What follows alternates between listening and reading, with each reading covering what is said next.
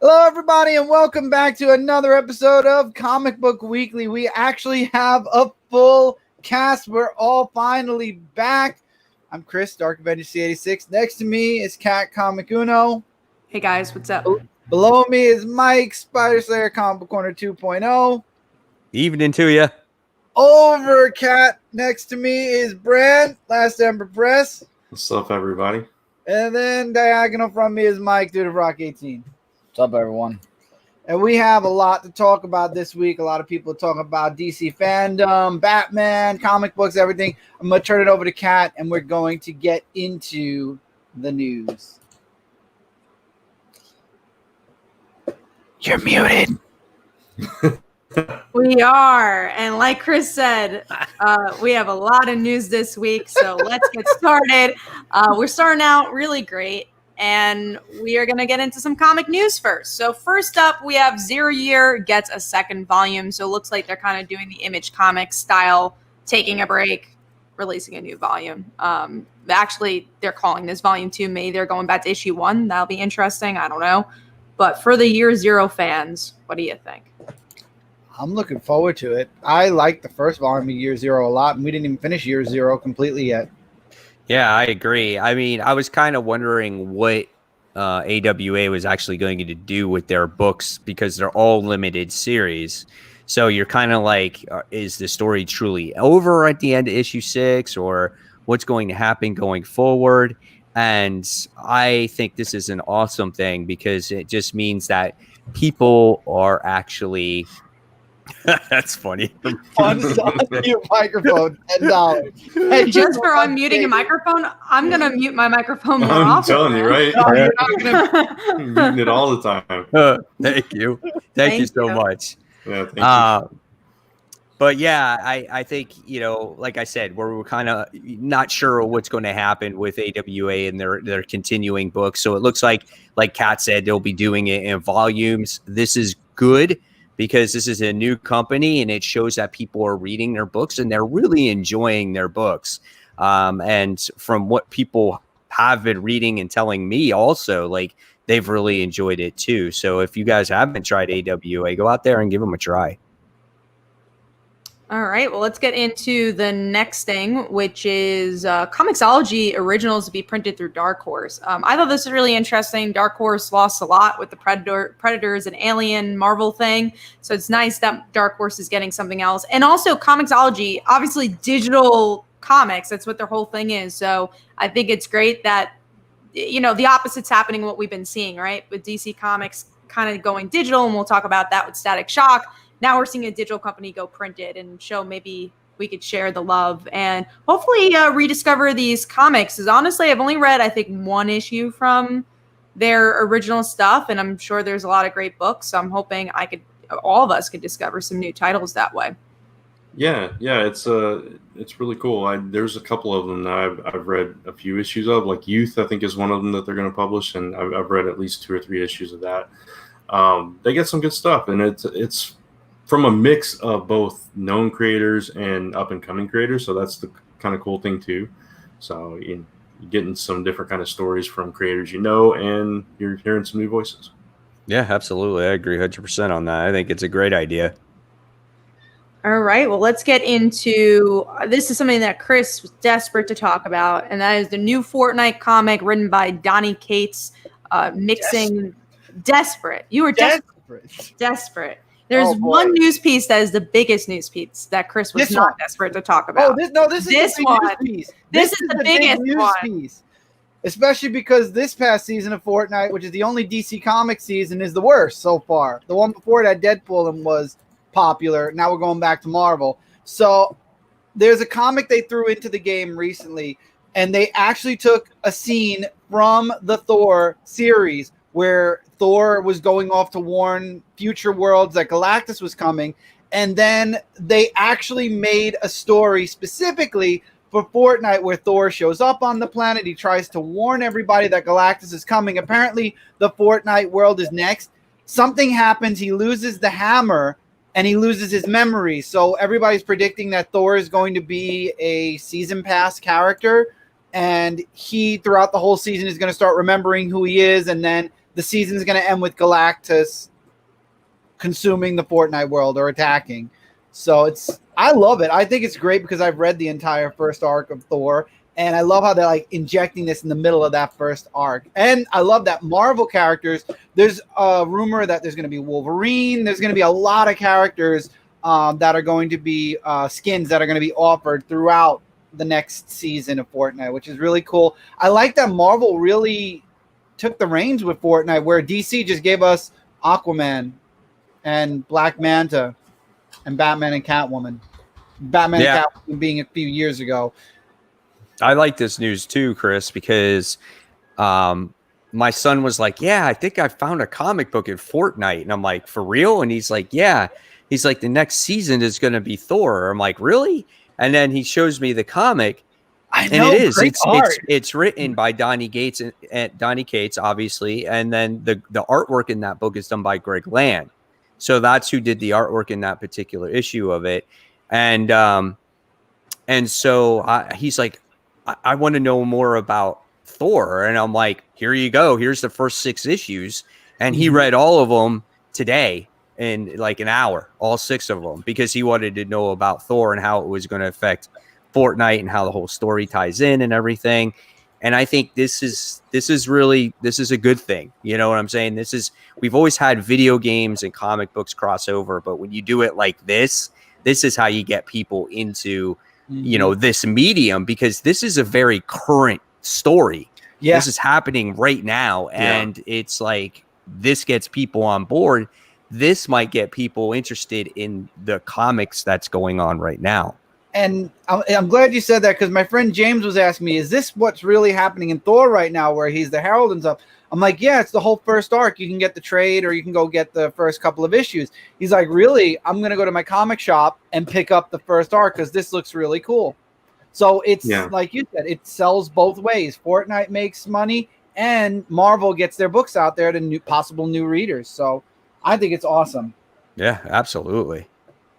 Yeah, no, it's really cool. And also just from gameplay mechanics, the way that they are able to incorporate that kind of stuff, it's kind of cool. I can imagine like when this hits the apex, that it's going to be like those tendrils coming down where he puts them into the planet to suck. So you'll see those everywhere, and the ground will be broken up and that kind of thing. So that's going to be cool. Just, to kind of walk around and see that in the game too. So. No, absolutely. That's going to be cool all around. All right, and we are going into our big news piece for our show, which is what it's named after. DC will be relaunching Milestone, which we knew about, but it does have a release date of 2021. And Static Shock will be getting a book, but it's going to be digital first, which I don't know how to feel about this. I mean, we've been talking about the DC digital first stuff, and I understand that Static Shock, the previous volume, didn't do great. It was the New 52 volume. It was one of the first books that get canceled. But I think if you want to share the love for Static, you got to bring it printed. And I don't know if I'll read it until it is printed. It has to be a really, really, important, well, not important, but a big character for me in my fandom to go out to get these digital chapters. And I do really love Static Shock, but I don't think I could handle the chapters. I really don't like that style. It's just too little information and too little real estate, honestly. So I really hope we can get a printed book, because I want Static Shock and Milestone in general to have a big name and get a big return. But doing just digital, it doesn't feel like they're really doing that that big return we want. And I honestly talked about this before, where I was fearful that diversity wouldn't get as much of a spotlight because of this whole digital stuff. And I feel like we're seeing that already. This should be as big as Three Jokers and all the rest, and get a big printed issue 1. And we're not getting that. And I think that's so disappointing. Well, one good thing I do think, though, is they're doing that Milestone Return 0 issue, which will showcase all the different characters from Milestone, and Static does have like a story in there. So hopefully that'll springboard into more people picking up the digital. But I agree with you. It should be both. It should be both digital and print. But and it depends on how long it takes to get from the digital version to the print version. If it's months, that's a little bit of a disservice, but still, I'm excited to see the imprint back. And there's more Static news, but I don't know when we're going to talk about that. But probably next we could. Oh, I mean, let's add it to. We could add it here. There's also talks that there's going to be a movie, so it's not like, oh my god, we have a screenwriter, we have the actor. It's just like it could happen. I hope we could get that, because I think I grew up with Static Shock, and people of my generation know Static Shock, but this generation definitely doesn't know Static as much. So it'd be really cool to get this generation to love Static as much as we did. Yeah, absolutely. And I think it's a good time for that movie in particular. So I hope it does get made. I just wish DC wasn't doing, and I'm sure you guys talked about this last week or the week before, where Jim Lee said they're going to be doing a lot of testing through digital only first before they release it in single issues. I don't agree with that, but I mean, it is what it is. What can you do? At least we have the opportunity to get it printed, and that's like why I'm like, okay, I hope we get this printed, because I want to read Static Shock and in a comic form. Yeah. I think we will get it. I agree. I agree with what you guys already said about it being released at the same time, like digital and a hard copy, because it's just like, you want to get it out to the masses by releasing it digital, but why not release it in a physical form? I just think people that appreciate the character would appreciate it getting in a hard copy form or floppy or whatnot. And I don't have that much history with Static. I watched the cartoon back in the day, but I don't really have all that much history. But I am happy that the character is going to return. I think that's good, and I think it's important that he returns as well. All right, so that's all the comic news. So for once, there's actually more media news because of the DC FanDome. Now, this was part one of DC FanDome. They really only did the video games and movies in like 2 or 3 weeks. Is the second part, which is going to be more of the TV shows and more of the comic books. So hopefully we get to see more news there. But yeah, let's get into it. Actually, before we touch into the DC FanDome stuff, we're going to touch about 1 or 2 news pieces that weren't related to that. And first up, this came out yesterday. Powerpuff Girls is getting a CW TV show. Dude, just when you think they can't make anything else, right? Now, supposedly, what I read that the girls are supposedly in their 20s. That's what I read. And they don't want to be superheroes. That ruined their childhood. Okay. Yeah, their childhood's messed up. They're in their 20s, and I'm just like, how is this even going to work? Like, what do you even begin to come up with? This is nowhere, shape, or form going to be the Powerpuff Girls that we once saw on Riverdale 2.0 Powerpuff Girls edition. That's it. I don't understand why they're doing that, especially in they're like older. I mean, because Powerpuff Girls were like, little girls. Like, that was the whole point of the story. I mean, and also they liked being heroes, which was a big part of the story. Like, everyone knew who they were. It's not like they had a secret identity of any But you might as well call them like either Powerpuff Team or Powerpuff Teens or whatever. What Powerpuff 20-year-olds, 20-year-olds. I mean, Powerpuff young adults. I mean, I understand Powerpuff girls are girls. The later years. I understand girls are girls no matter what age or anything. I'm just saying it would make. Yes. It's just gonna be called Puff, and they're gonna have like a bong as their symbol and everything. I hope, honestly. Let's see it happen. That works too. I hope so. Like, can you imagine Mojo Jojo showing up in this CW oh my show? God, no. He's gonna be hot. That's all we know. Oh God, yeah. I mean, I hope it's better than what we can expect. I think there's a small tinge of possibility it could be cool. Like, I do think it's interesting to see these, young girls become adults and what their life would look like. I think that could be cool. And seeing, how being a superhero for your whole life can affect things. But at the same time, we've seen what the Berlanti and company have done with these type of franchises. Although I know a lot of people like Nancy Drew. Actually, I don't think that's a Berlanti show. So I'm not sure. I like Stargirl. I'm only a few episodes in, but from what I watched so far, I've really enjoyed that show so far. It's actually really good.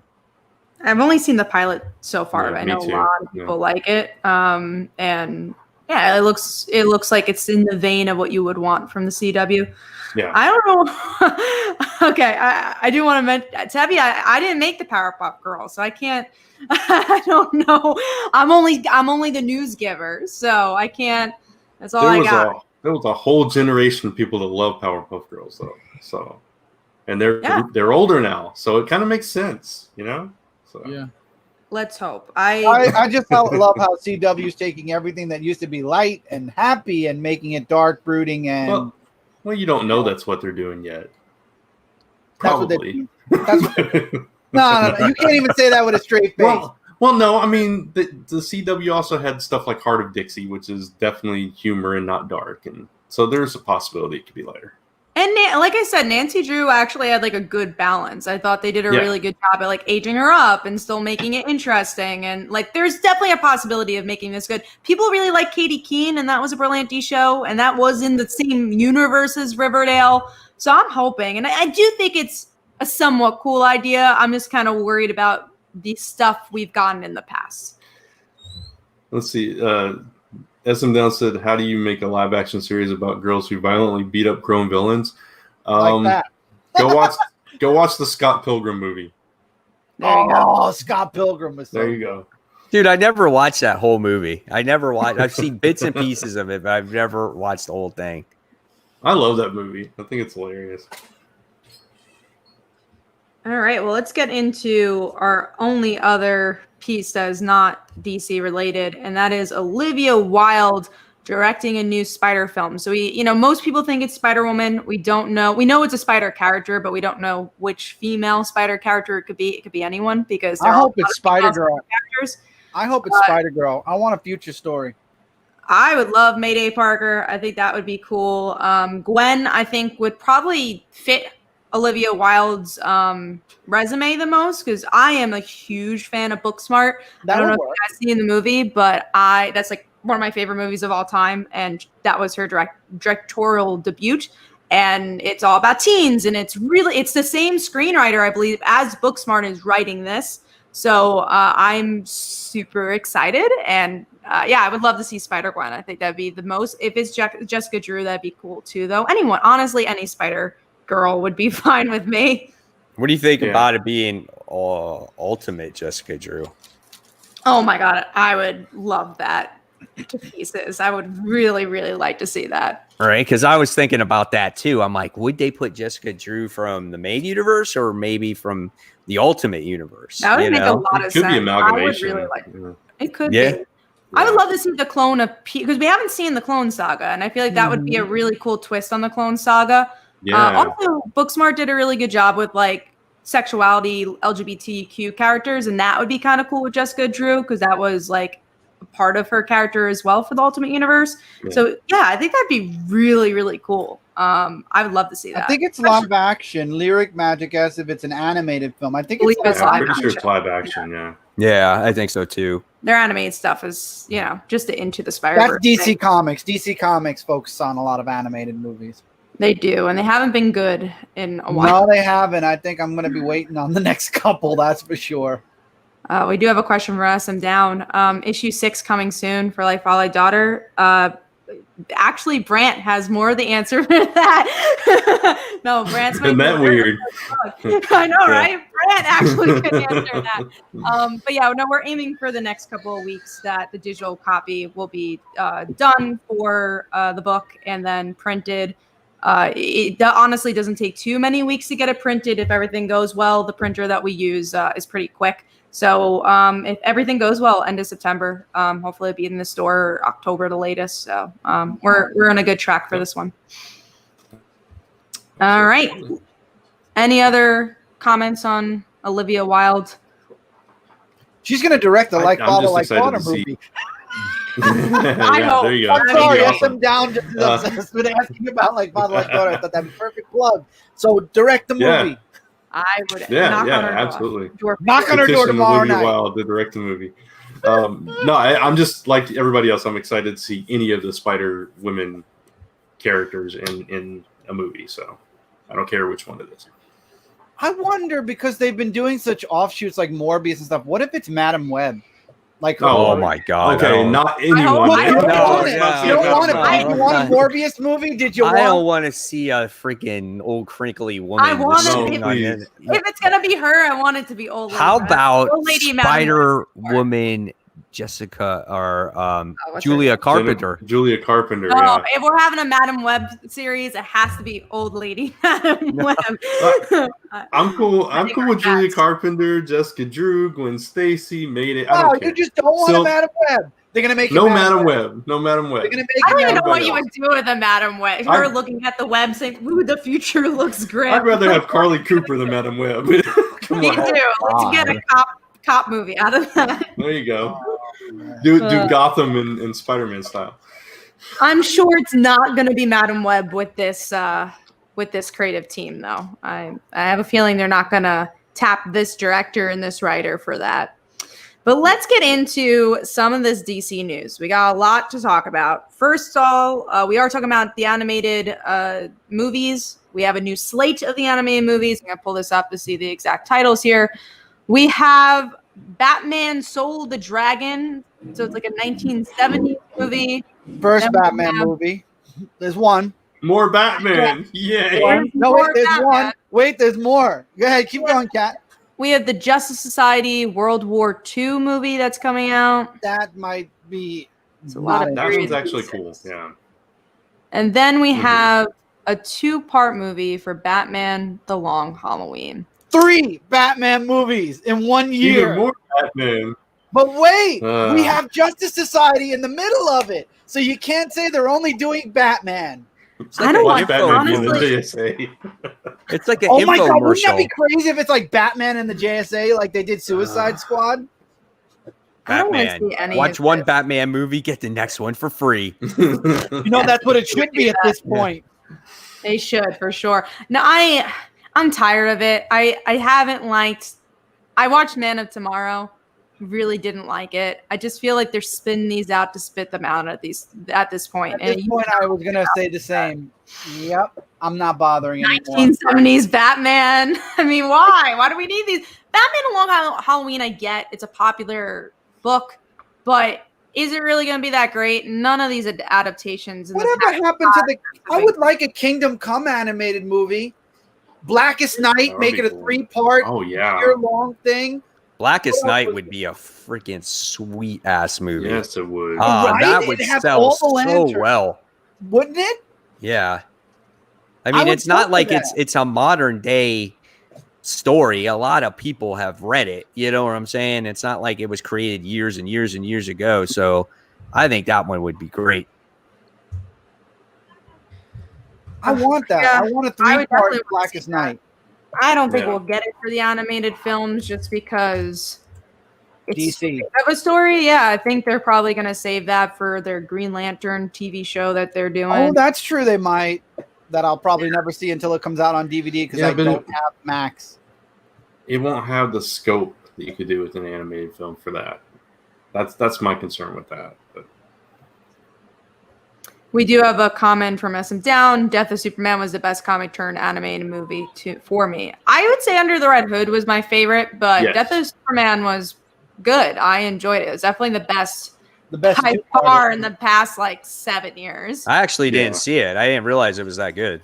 Yeah, Yeah, it was one of it's my solid. favorite 2-parters, honestly. And they brought Superboy finally into the animated universe, which was nice. The sequel to it is not great, but the Death of Superman first movie is The pretty sequel wasn't great, but at least it gave us, like I said, it brought Superboy in, so it opens up opportunity for other Superboy movies. good. now. Although they're not doing They're that. not universe going to anymore. because they're doing Batman.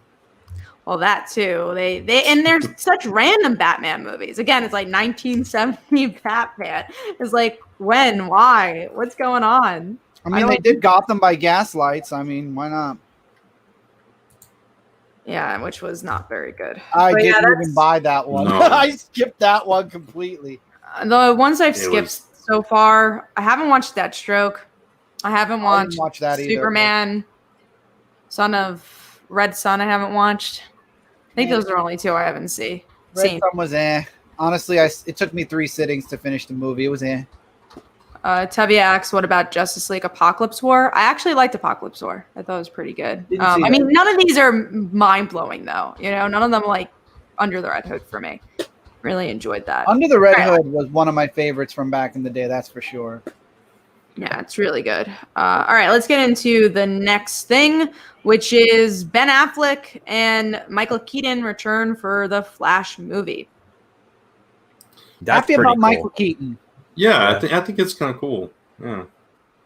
It's probably So only is it- like a 5-second scene, though. It's probably Yeah. nothing.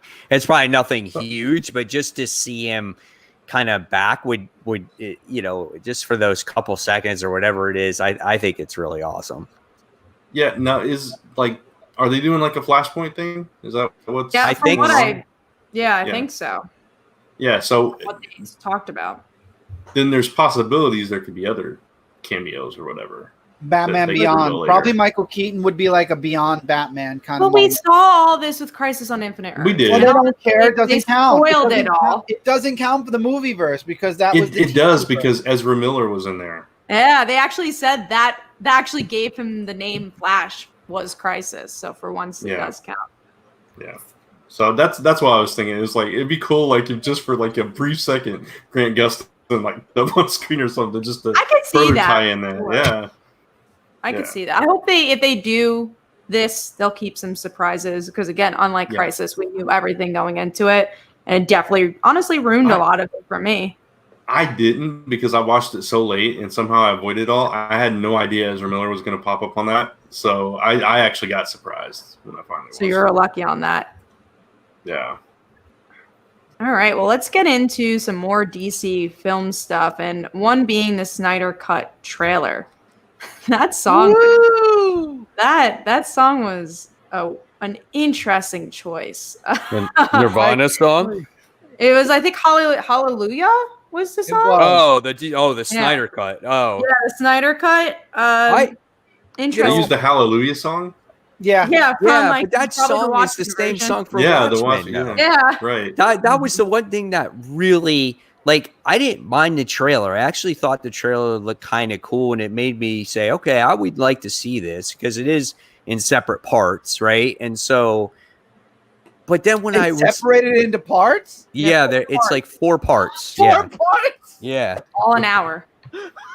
So, but the thing is, though, is that the trailer is good, but the music did not fit the trailer No. whatsoever. So weird. And it kind of takes you out of it. And you're like, why am I watching this trailer with the song of when they played in Watchmen?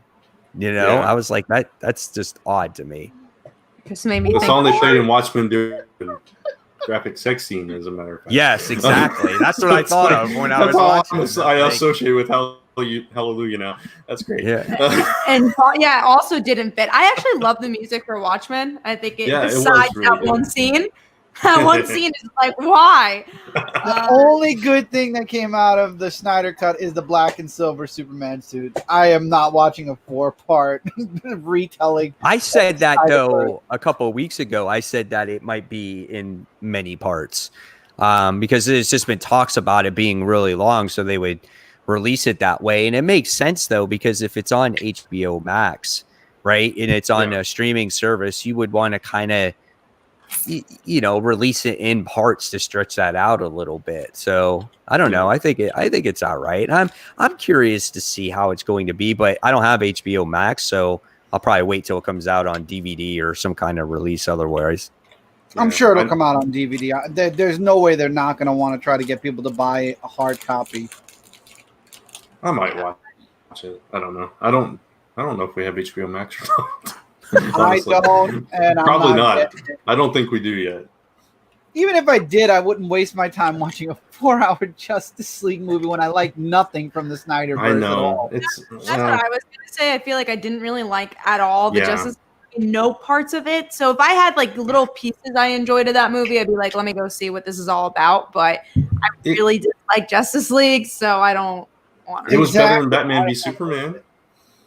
Yeah, I'll say that. not saying I know. not saying much. All right, let's Zack get into Snyder should be cut from the movies. Period. Well, they're making a lot of money. He's making. Oh, they are, and he is too. Everybody wanted it, so now everybody will get it, and then they could shut up. They'll have someone else to talk about. Always. Let's get into the next thing.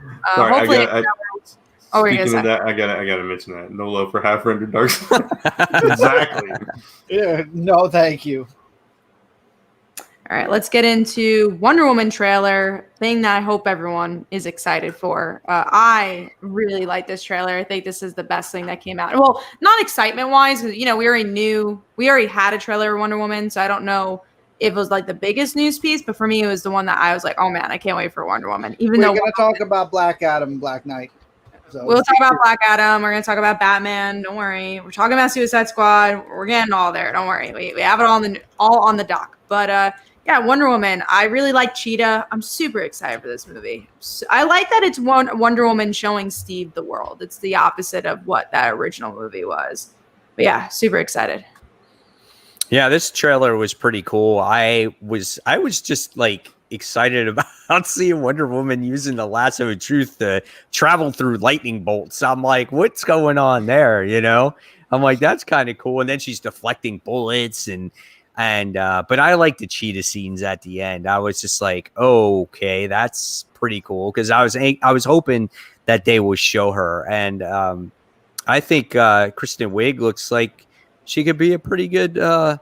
Yeah, she fits the role pretty good. I was kind of underestimating her at first, and then I'm just like, wow, she looks like she's going to hold her own here. So I think it's cool. Look, just go see Bridesmaids right before Wonder Woman 2. Don't see Wonder Woman 1. Go see Bridesmaids and then Wonder Woman 2.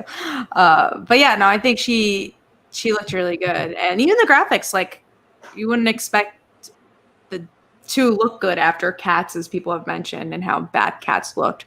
So it was nice to see a cat character look okay in the trailer. I think what I'm curious to see is her progression, her change. Cheetah on how, so because in the beginning of the movie you see her, obviously she's normal, right? And then she obviously gets her powers, and then she all of a sudden is like Cheetah, full-blown Cheetah at the end. So that's what I'm curious to see, that journey down that path for her. I'm watching the trailer right now. I don't watch any trailers. It's giving me a hard time about it. I know. I'm glad that you're finally watching some. You don't have to wait for me to watch it. Yeah, I know. We'll get back to you. Okay. We'll get back to you, Brant, because you did not do your homework, and we're all really upset. I know. I'm sorry. Don't feel bad, Brant. I didn't watch failed. the Wonder Woman trailer either. You know what, Chris?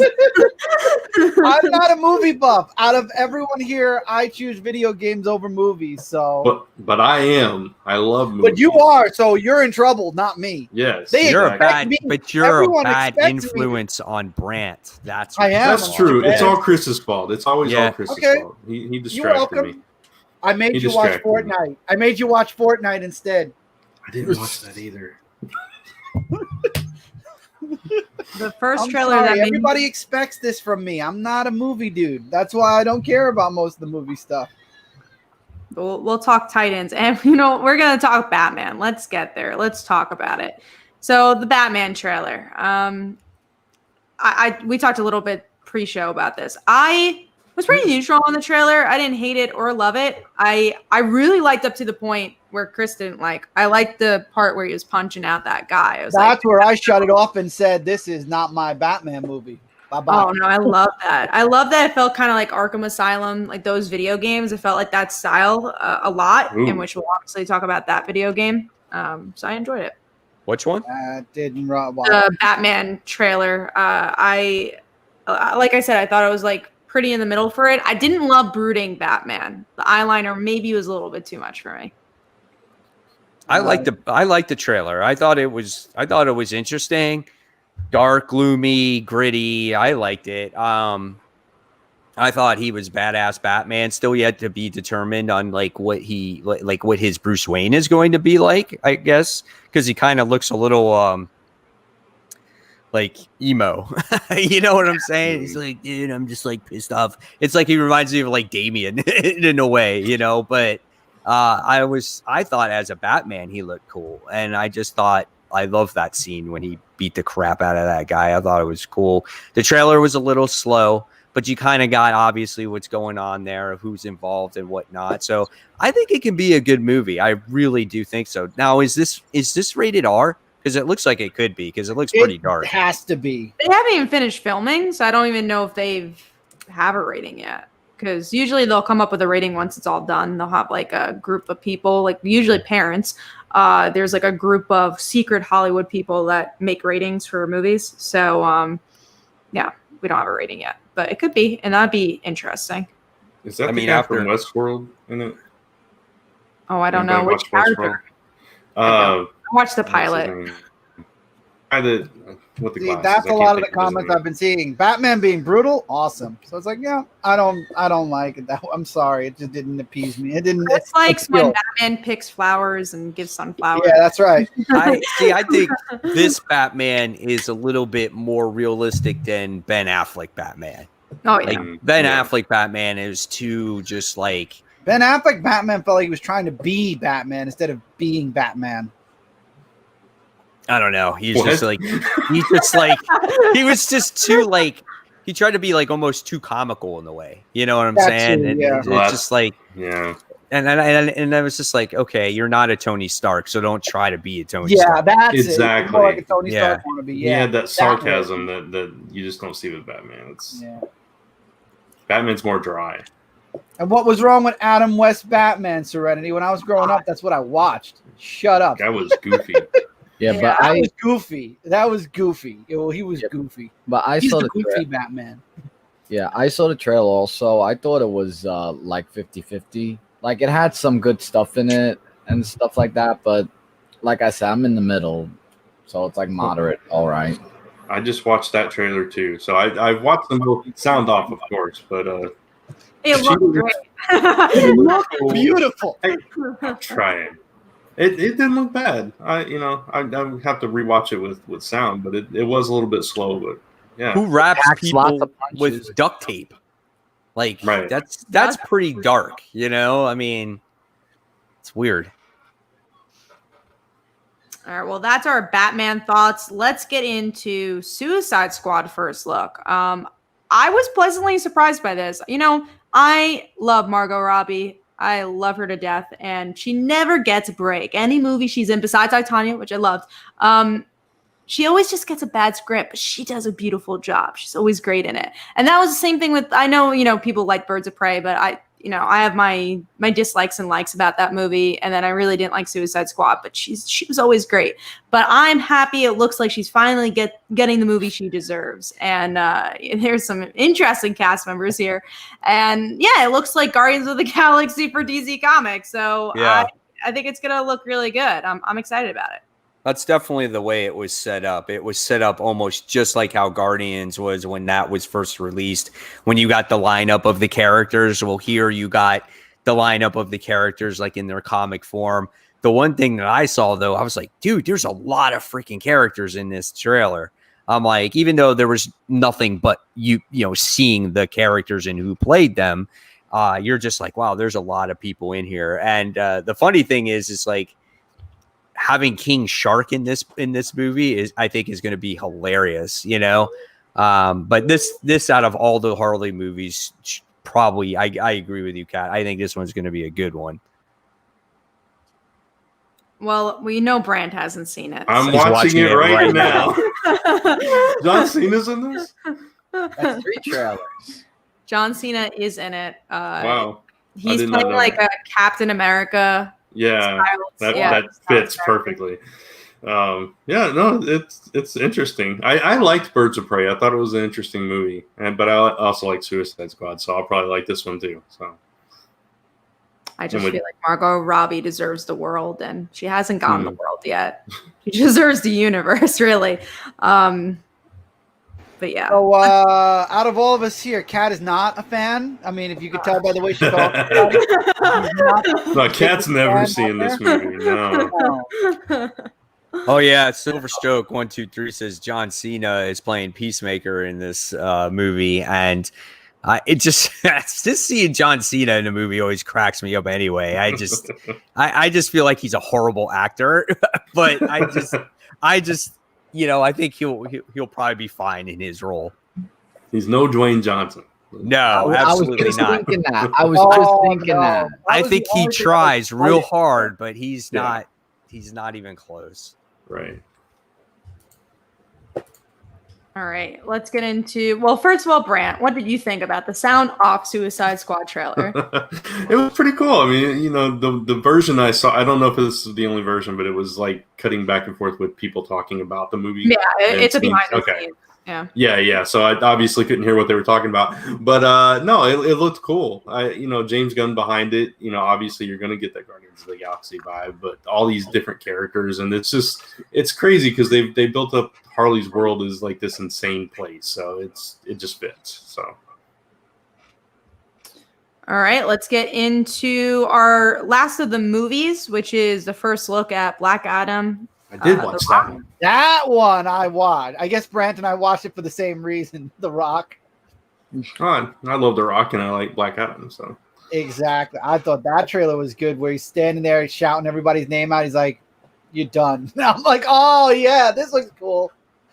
Yeah, that one was pretty cool. I'm definitely down for the Black Adam movie. This is going to be interesting. I missed that trailer because I think I just scrolled it. Like I saw a picture of it, but then I didn't see a play button, so I guess I missed that one. No, I saw.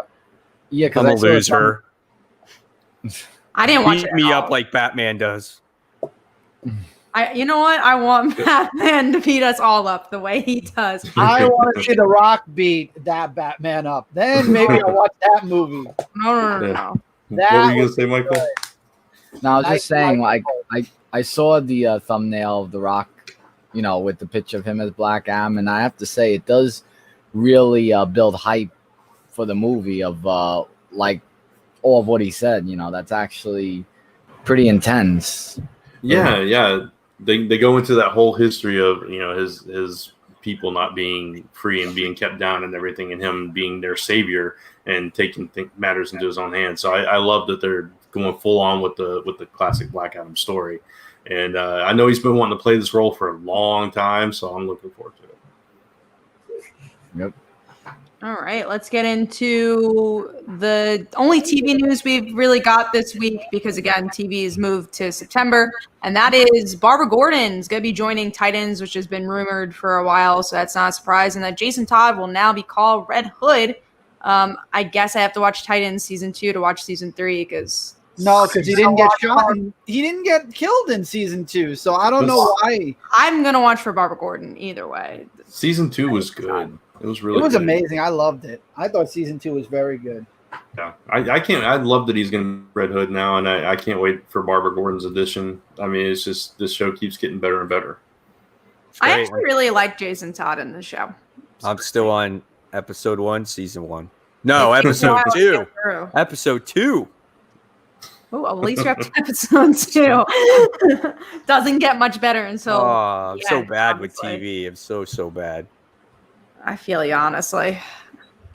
All right, let's get into our last news piece, which is the Gotham Knight video game. This is a video game without Batman. It's gonna be dead. Dude, I watched that, and that was freaking phenomenal. I loved it. I heard about it. I didn't get to watch it. It was the best. Wow. Lisa's brother was telling me about it. Yeah, that was like watching a movie trailer, man. That thing was so intense, and just all the characters, like all the Robins, and you could be Barbara. Oh my gosh, it just looks so good. It was amazing. And I know there's the Suicide Squad game that was obviously that didn't look anything in comparison to this Batman game. This Batman game was freaking awesome. And I had my son watching it with me. I'm like, you want to buy a video game? I'll let you get this one because this looks great. On pre-order way before the Suicide Squad game. It just didn't interest me, the Suicide Squad game. This, when I saw the trailer, I'm like, where's the pre-order button? Where is the pre-order button, and what console am I going to get it for? I was gonna ask, what console is it gonna be for? Is it? Yeah, I think it'll be on all of them. The only game that's ever been exclusive is Spider-Man to Sony. Well, how about Switch? Is it gonna be on that? I'm curious. Probably what Switch not. is getting everything now. You think Switch is really? Switch will get in that? I mean, Yeah. I have an Xbox One, but knowing like they're getting a new Xbox, they're getting a new PlayStation, I'm a little worried it won't be for Xbox One. It'll be for the new Right. system. Xbox for the next year is going to be making one with the ability to be compatible with their new console. So out of all the consoles, Xbox might be the safest bet because they might make it for the one. So I don't know, but I know PlayStation once the 5 comes out, they're converting complete. Oh, I hope it Yeah. comes up for the 4 because I don't. I won't be getting a 5 for a while. Yeah, that sounds expensive. Great game though, but Suicide Squad game. It's just like I watched it and I was actually bored. I was just like, I didn't like the voice acting in it. And I'm not saying it's not going to be a good game. I just wasn't into it. Like after I first watched the Gotham Knights trailer and then I watched that, I'm like, this is very underwhelming compared to what I just watched. JD made a good point. Maybe it's connected to Injustice, the Suicide Squad movie, Oh, The, Yeah, I don't know. the game? Possible. the game. Okay. I mean, that's one I don't think I'll be getting. If I'm gonna get a video game, it's gonna be the one where I could play Barbara Gordon. Yeah. I'm going. Margot Robbie's not voicing Harley in the Suicide Squad No. video game, so what's the point? I'm 100% for Gotham Knights. Suicide Squad will be like a game I get when it's on sale. Hmm. When it becomes $30. If you want some games, 25. trade 20. the PS4 for a 5. I don't have a PS4. I only got the Xbox One and the Switch. So Honestly, And I've Trade only got I the don't PS4. I'd rather when the new consoles come out, if I'm going to get anything, it'll probably be the Series X before 5. I will say that. well, I've always been an Xbox Dude, person. isn't the Xbox gonna be like I've always been a a PlayStation. shit ton of money though? No, they're They saying the all are. PlayStation. They say the PlayStation's rumored to be 700-800.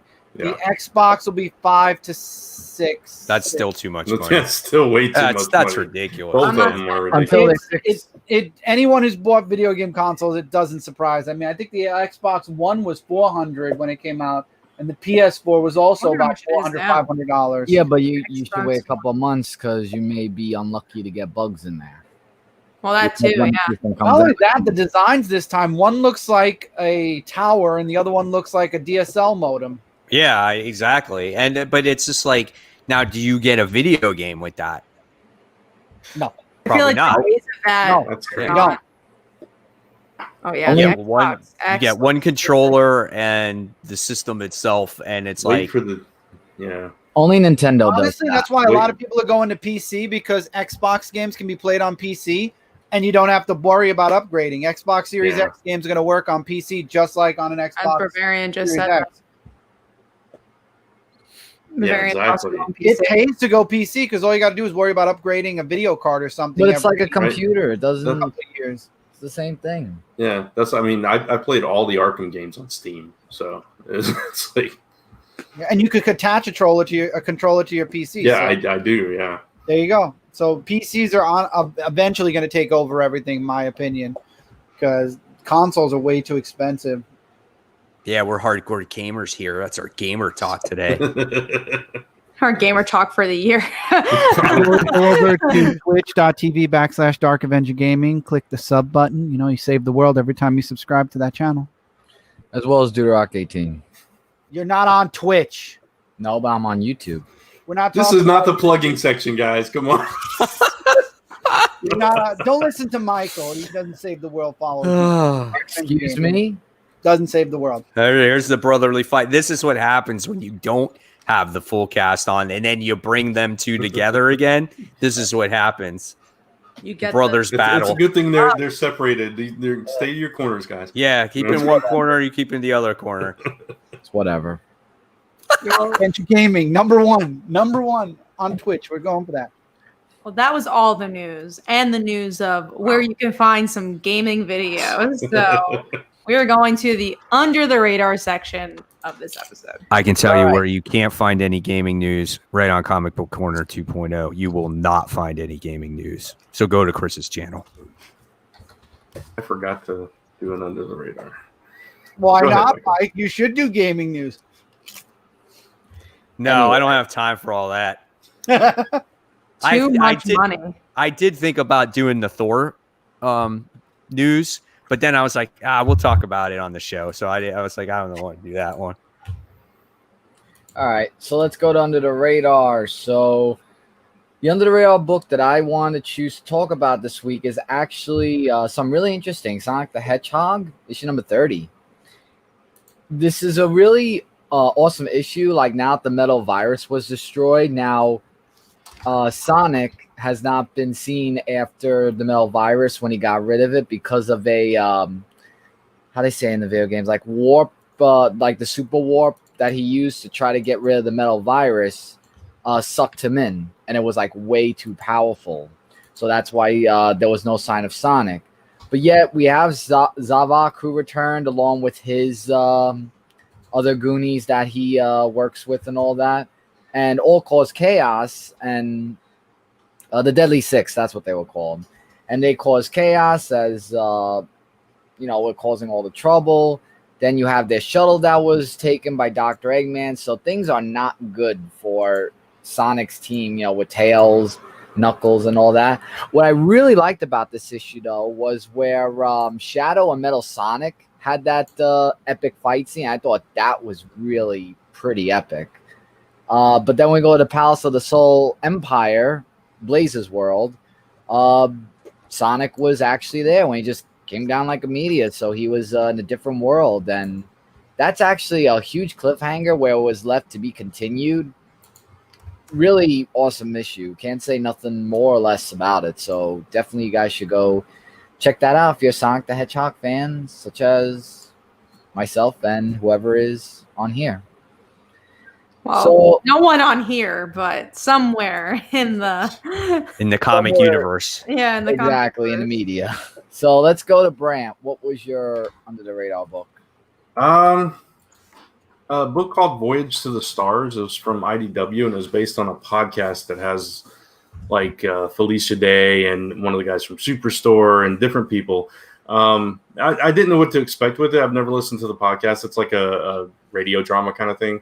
And it's kind of this weird story about this ragtag group of people that were too late to save the Earth. So now they're trying to find a way to save the universe from this thing called the Nothing. And they find this guy in a bubble that's supposed to be the Superman. They call him the Exemplar, and they end up accidentally killing him by the end of the issue. So it's just like off the wall, offbeat, kind of dark humor, and in a sci-fi setting. It was kind of fun. I enjoyed it. So yeah, pretty good, solid first issue. Okay. So, Kat, you're next Under the Radar. Hold on, sorry. All right, mine is the Dead Day, issue 2. I really enjoyed issue 1. Issue 2 is a little slower, but I think there's a lot of interesting character moments. We get to see the Sun's definitely getting himself into some trouble with this cult-like ritual by the end of the issue. But I really liked the idea of this wife/mother who had this lover who died and kind of had to move on with her life, but it doesn't mean that she doesn't love that person, and what that all means. What does that mean for her steady life of a suburban mother to this kind of wild road that she's going to be taking? And I thought that was a really interesting, kind of ethical, character-driven notion brought up. Yeah, Dead Day was awesome. That second issue, I agree. It was like finding out the history of that man, husband, whatever he was to her, was really cool. I really enjoyed that. And you find out that like his best friend like betrayed him at the end. It actually killed him, right? I think that's what it came down to. I think so, yeah. Yeah, and then at the very end, right, what do we get? We find out that the little girl that the boy wants to hook up with is one of those revivalists or whatever it is. And it's just like they're all around this grave, and it's just kind of like, okay, what's going to happen? Are we going to see this ritual in the next issue? And I love how this book really fleshes out those characters a lot. So you get to learn each and every character, and it makes you care for them right away. So great book. This is awesome. I've loved it. This was it was worth the wait for a month. Oh, sorry, Brad. I didn't mean to cut you off. No, it's all right. Go ahead. No, I'm not. I was just gonna say I didn't think I had read the first issue, but I had, and so I went ahead and read this issue as well. Yeah, same thing. I loved learning more about this guy's past and everything, and the conflict with the supposed best friend and stuff that he thought was just like this stupid idiot.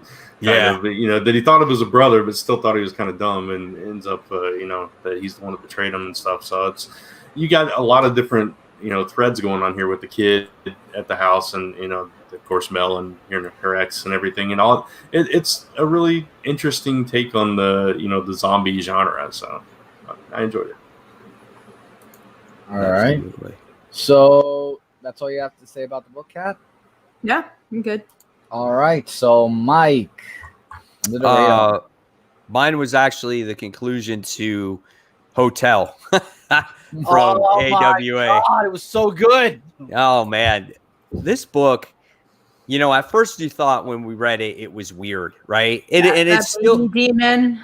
It still is weird, but this whole book is not like an anthology book that you thought that it was. Like it was one story and done. All the 4 rooms actually connect, and the hotel actually means something. And and you find that out in room number 3, how a woman gets trapped, and she gets trapped within the walls of the hotel, and she witnesses everything that's happened throughout the hotel. It was freaking awesome. And in this issue, you wind up seeing the conclusion, obviously, what happens in this hotel. And it is weird, man. And so this is the first series that ended for AWA. And I hope that they also come up with a volume 2 for this. But if not, I want to recommend to anybody that likes horror comics, independent books, obviously, go buy it in trade when it does come out in trade, because this is an excellent read. I love how it ended, where with the character from the first issue, though. Also, like it came full circle. It ended with the woman from the first issue. Yes, it did. It was so freaking weird, dude. And this last issue is really creepy too. It was like, if you don't like clowns, you won't like this issue. Oh boy! And if you see The Exorcist, man, oh man, I don't want to spoil any more of it. It's just definitely go out there and read it. It's a must read. I loved it. Absolutely. All right, and Chris, what's you under the radar? G.I. Joe issue number 7. This week it's focusing on Scarlet dealing with PTSD after this happens before Cobra took over America, but after one of G.I. Joe's fights against Cobra. And it shows how she's going. Duke tries to get her to go to a help group where they talk out their problems. And the whole journey from the beginning of the book to the end is her dealing with her PTSD, being in G.I. Joe, being in the Army. And she comes to terms with it and then wants to re-enlist with Duke to train the next generation of G.I. Joes, which is what we're getting in this arc, because now Cobra has taken over the United States. And what I really liked was this was a special issue dedicated to people who suffer from mental illness. Yes. At the end of the book, there's all information for people who have any type of mental illness. If you need help, there's a helpline, everything. This was a book. I got to give kudos to the G.I. Joe team, to IDW. This was definitely a wonderful one and done book, and it really it speaks to people who are suffering from mental health, and it also tells people, look, if you have a problem, go here. It was a nice kind of like the more you know G.I. Joe kind of moment book. Yeah. And I loved it for that reason, that there was a message for this issue. Yes, Justin Bear, they do stay Yo Joe still, and now knowing it's half the battle. G.I. Joe. Show the graphic. Show the graphic. Getting it. Go on up. G.I. Joe. I know you all. This is a G.I. Joe podcast. If you didn't know, deep down, it really is. It really is. We're all American heroes. We do have a question from Black Knight. Are you guys reading Guardians of the Galaxy? I am not. At the moment, I'm not. I wasn't a fan of Al Ewing's Guardians of the Galaxy. Not a fan of it. Me either. I dropped off of it. So that's your answer. No one's reading Guardians of the Galaxy. No offense, Black Knight. I'm glad that you like it, though. Yeah, absolutely. I fell off. I think I was going to, and then it kind of just fell into my pile of books. So it's We're not enjoying Immortal Hulk, if that counts. I read Immortal. That's what I'm saying. That's same writer. Brant doesn't like Immortal Hulk. But Al Ewing does partake in Empire, and he likes that. Yeah, Yes, there you go. We I all do. have a favorite Ewing book. And also he has a new Boom Studios book coming out next week. Oh, really? Yeah. Cool. Yeah. Super long title for that one. Yeah, it's like, are they, I just did an article on it. Are they something dead? Do we find them when they're dead? Something like that. Yeah. Oh, Takes wow. up the whole Yeah. page, the whole comic book cover. All right, and since everybody went for the under the radar, now we're gonna pass on to Mike with the big books and top 5. Yes, that's right, guys. It is big book time and top 5 time. So just to let you know, there are spoilers in this discussion. So if we talk about a particular book, make sure you pause us or let us know, and maybe we'll give you a thumbs out, a thumbs up, thumbs up Thumbs to let out. you know. Thumbs out.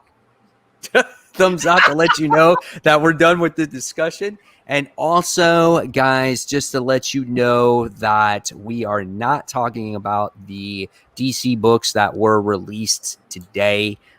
We have that in next week's discussion because a lot of people do not pick up their DC comics today. That's including all of us here. So we will not have that discussion. So please, in the chat, keep those things to yourself. Okay? So hint, don't talk about 3 Jokers in Yes. the comments.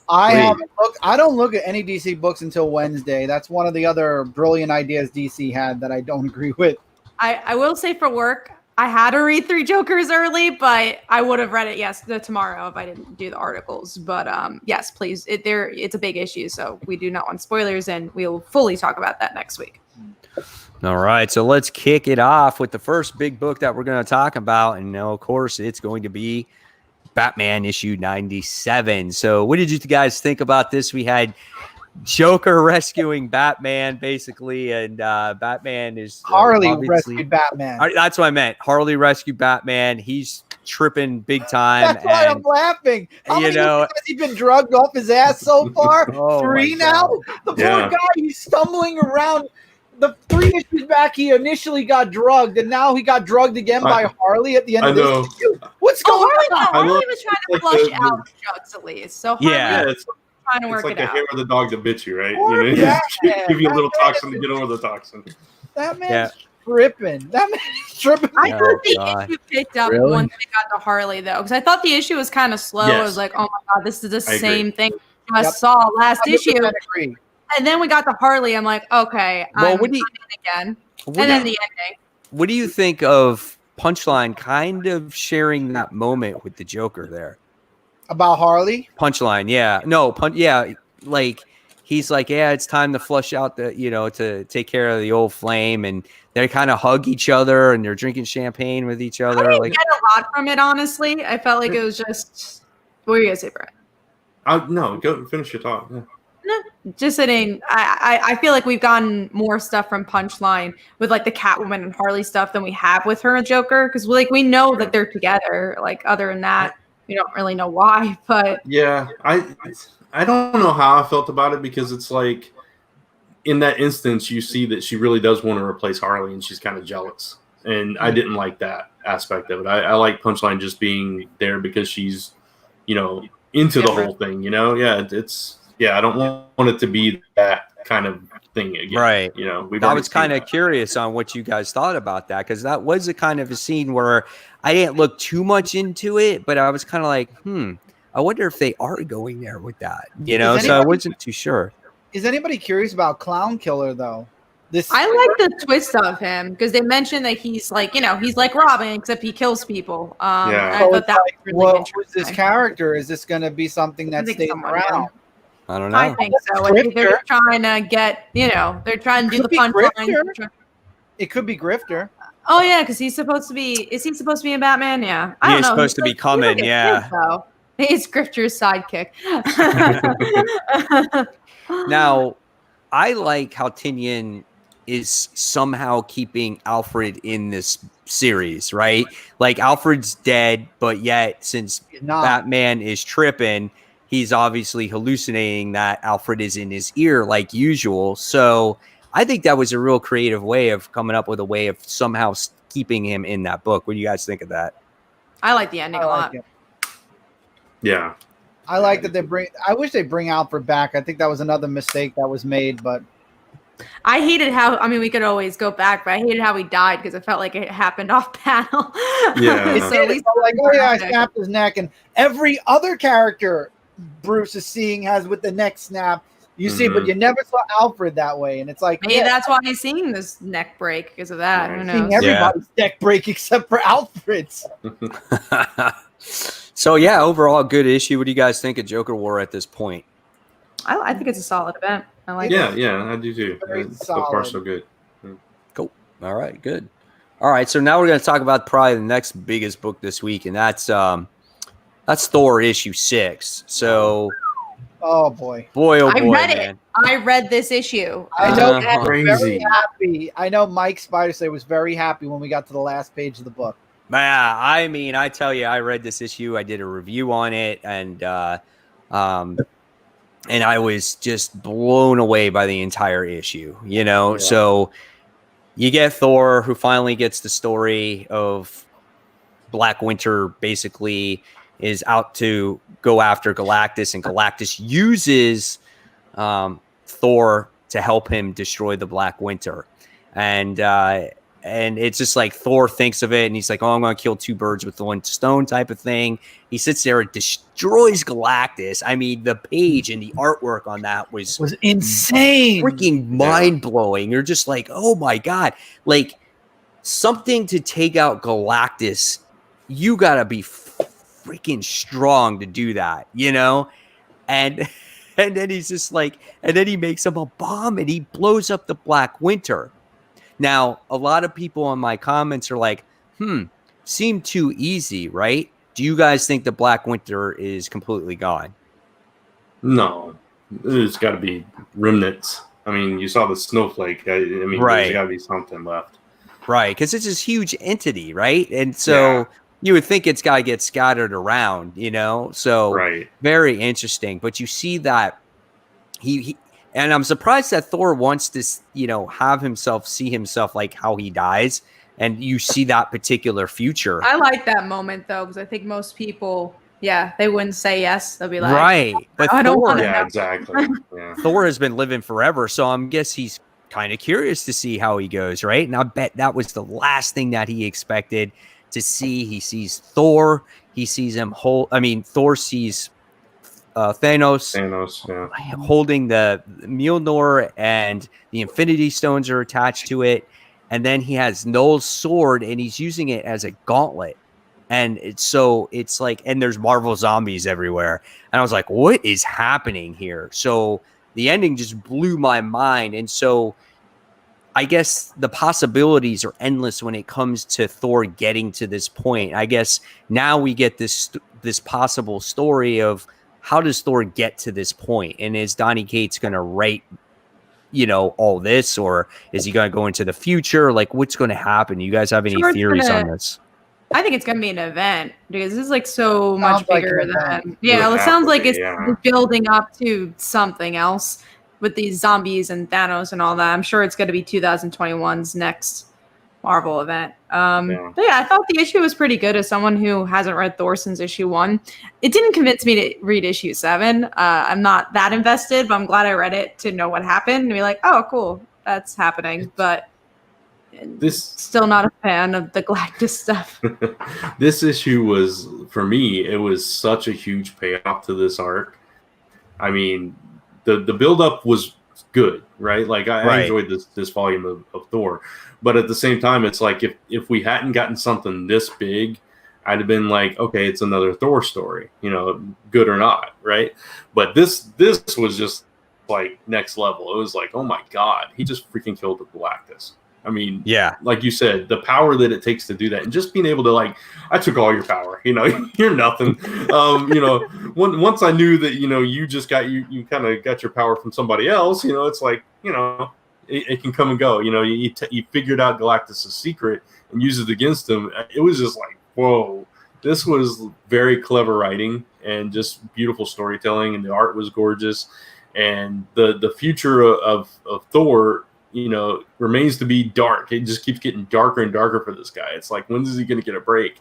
He's got all this power, and he's still just going to die in this event coming up. And it's just like, man, this guy's life is tragic. Yeah, absolutely. Yeah. And he withholds the information to Silver Surfer Black. Yeah. You know? So he doesn't tell him. And Silver Surfer knows that there's something up, but he just doesn't want to tell him right now.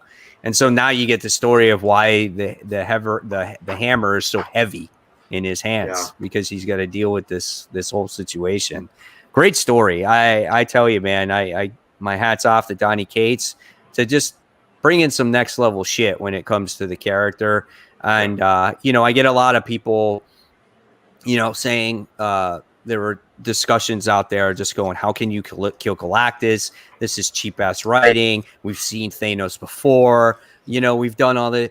It's like, okay, like, yes, we've seen him before, right? Mm-hmm. But who doesn't like the character, right? Everyone likes the character. And just because you saw him in a movie, it doesn't mean we've seen a ton of them in the comic books. And I've made it a point too. Just because you've seen him, or if I've seen him, you've seen him, doesn't mean that younger generations have seen the character or read recent stories of the character. Again, this could be someone's introduction to Thor, and to them, they might be like, oh my God, this is phenomenal. So just because you've seen it all before doesn't mean the next person is going to hate it too. You know? It doesn't mean they're not doing something different. Right. Because he has Thor's hammer. It's not the gauntlet anymore. It's something bigger than that. Right. It's you look at that one page and you're like, oh, it's all about him. No, it's not about that. It's the journey to get to that point is what he's going to write. Yeah.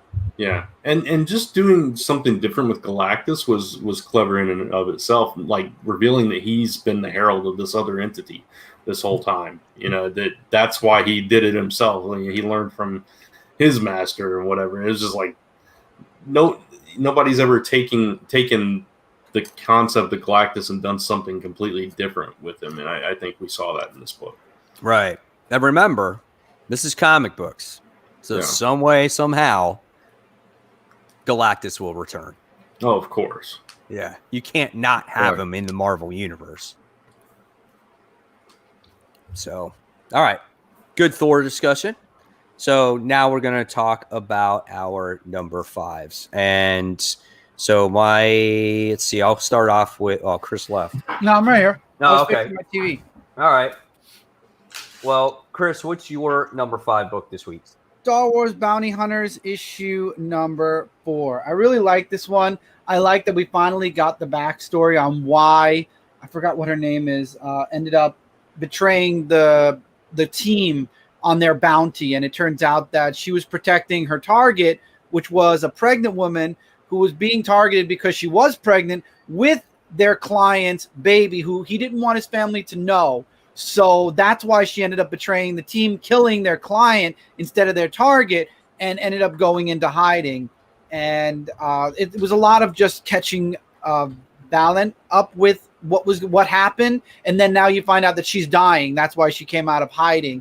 And Boba Fett actually shows up at the very end of the book, and that's why the next issue says Boba Fett. Enough said. So it's going to be interesting to see if Boba Fett kills everyone or what his plan is with this book and where it's going. I don't know. There's no indication this is a mini series, so I don't know if we're going to keep moving with balance after this arc is done. Interesting.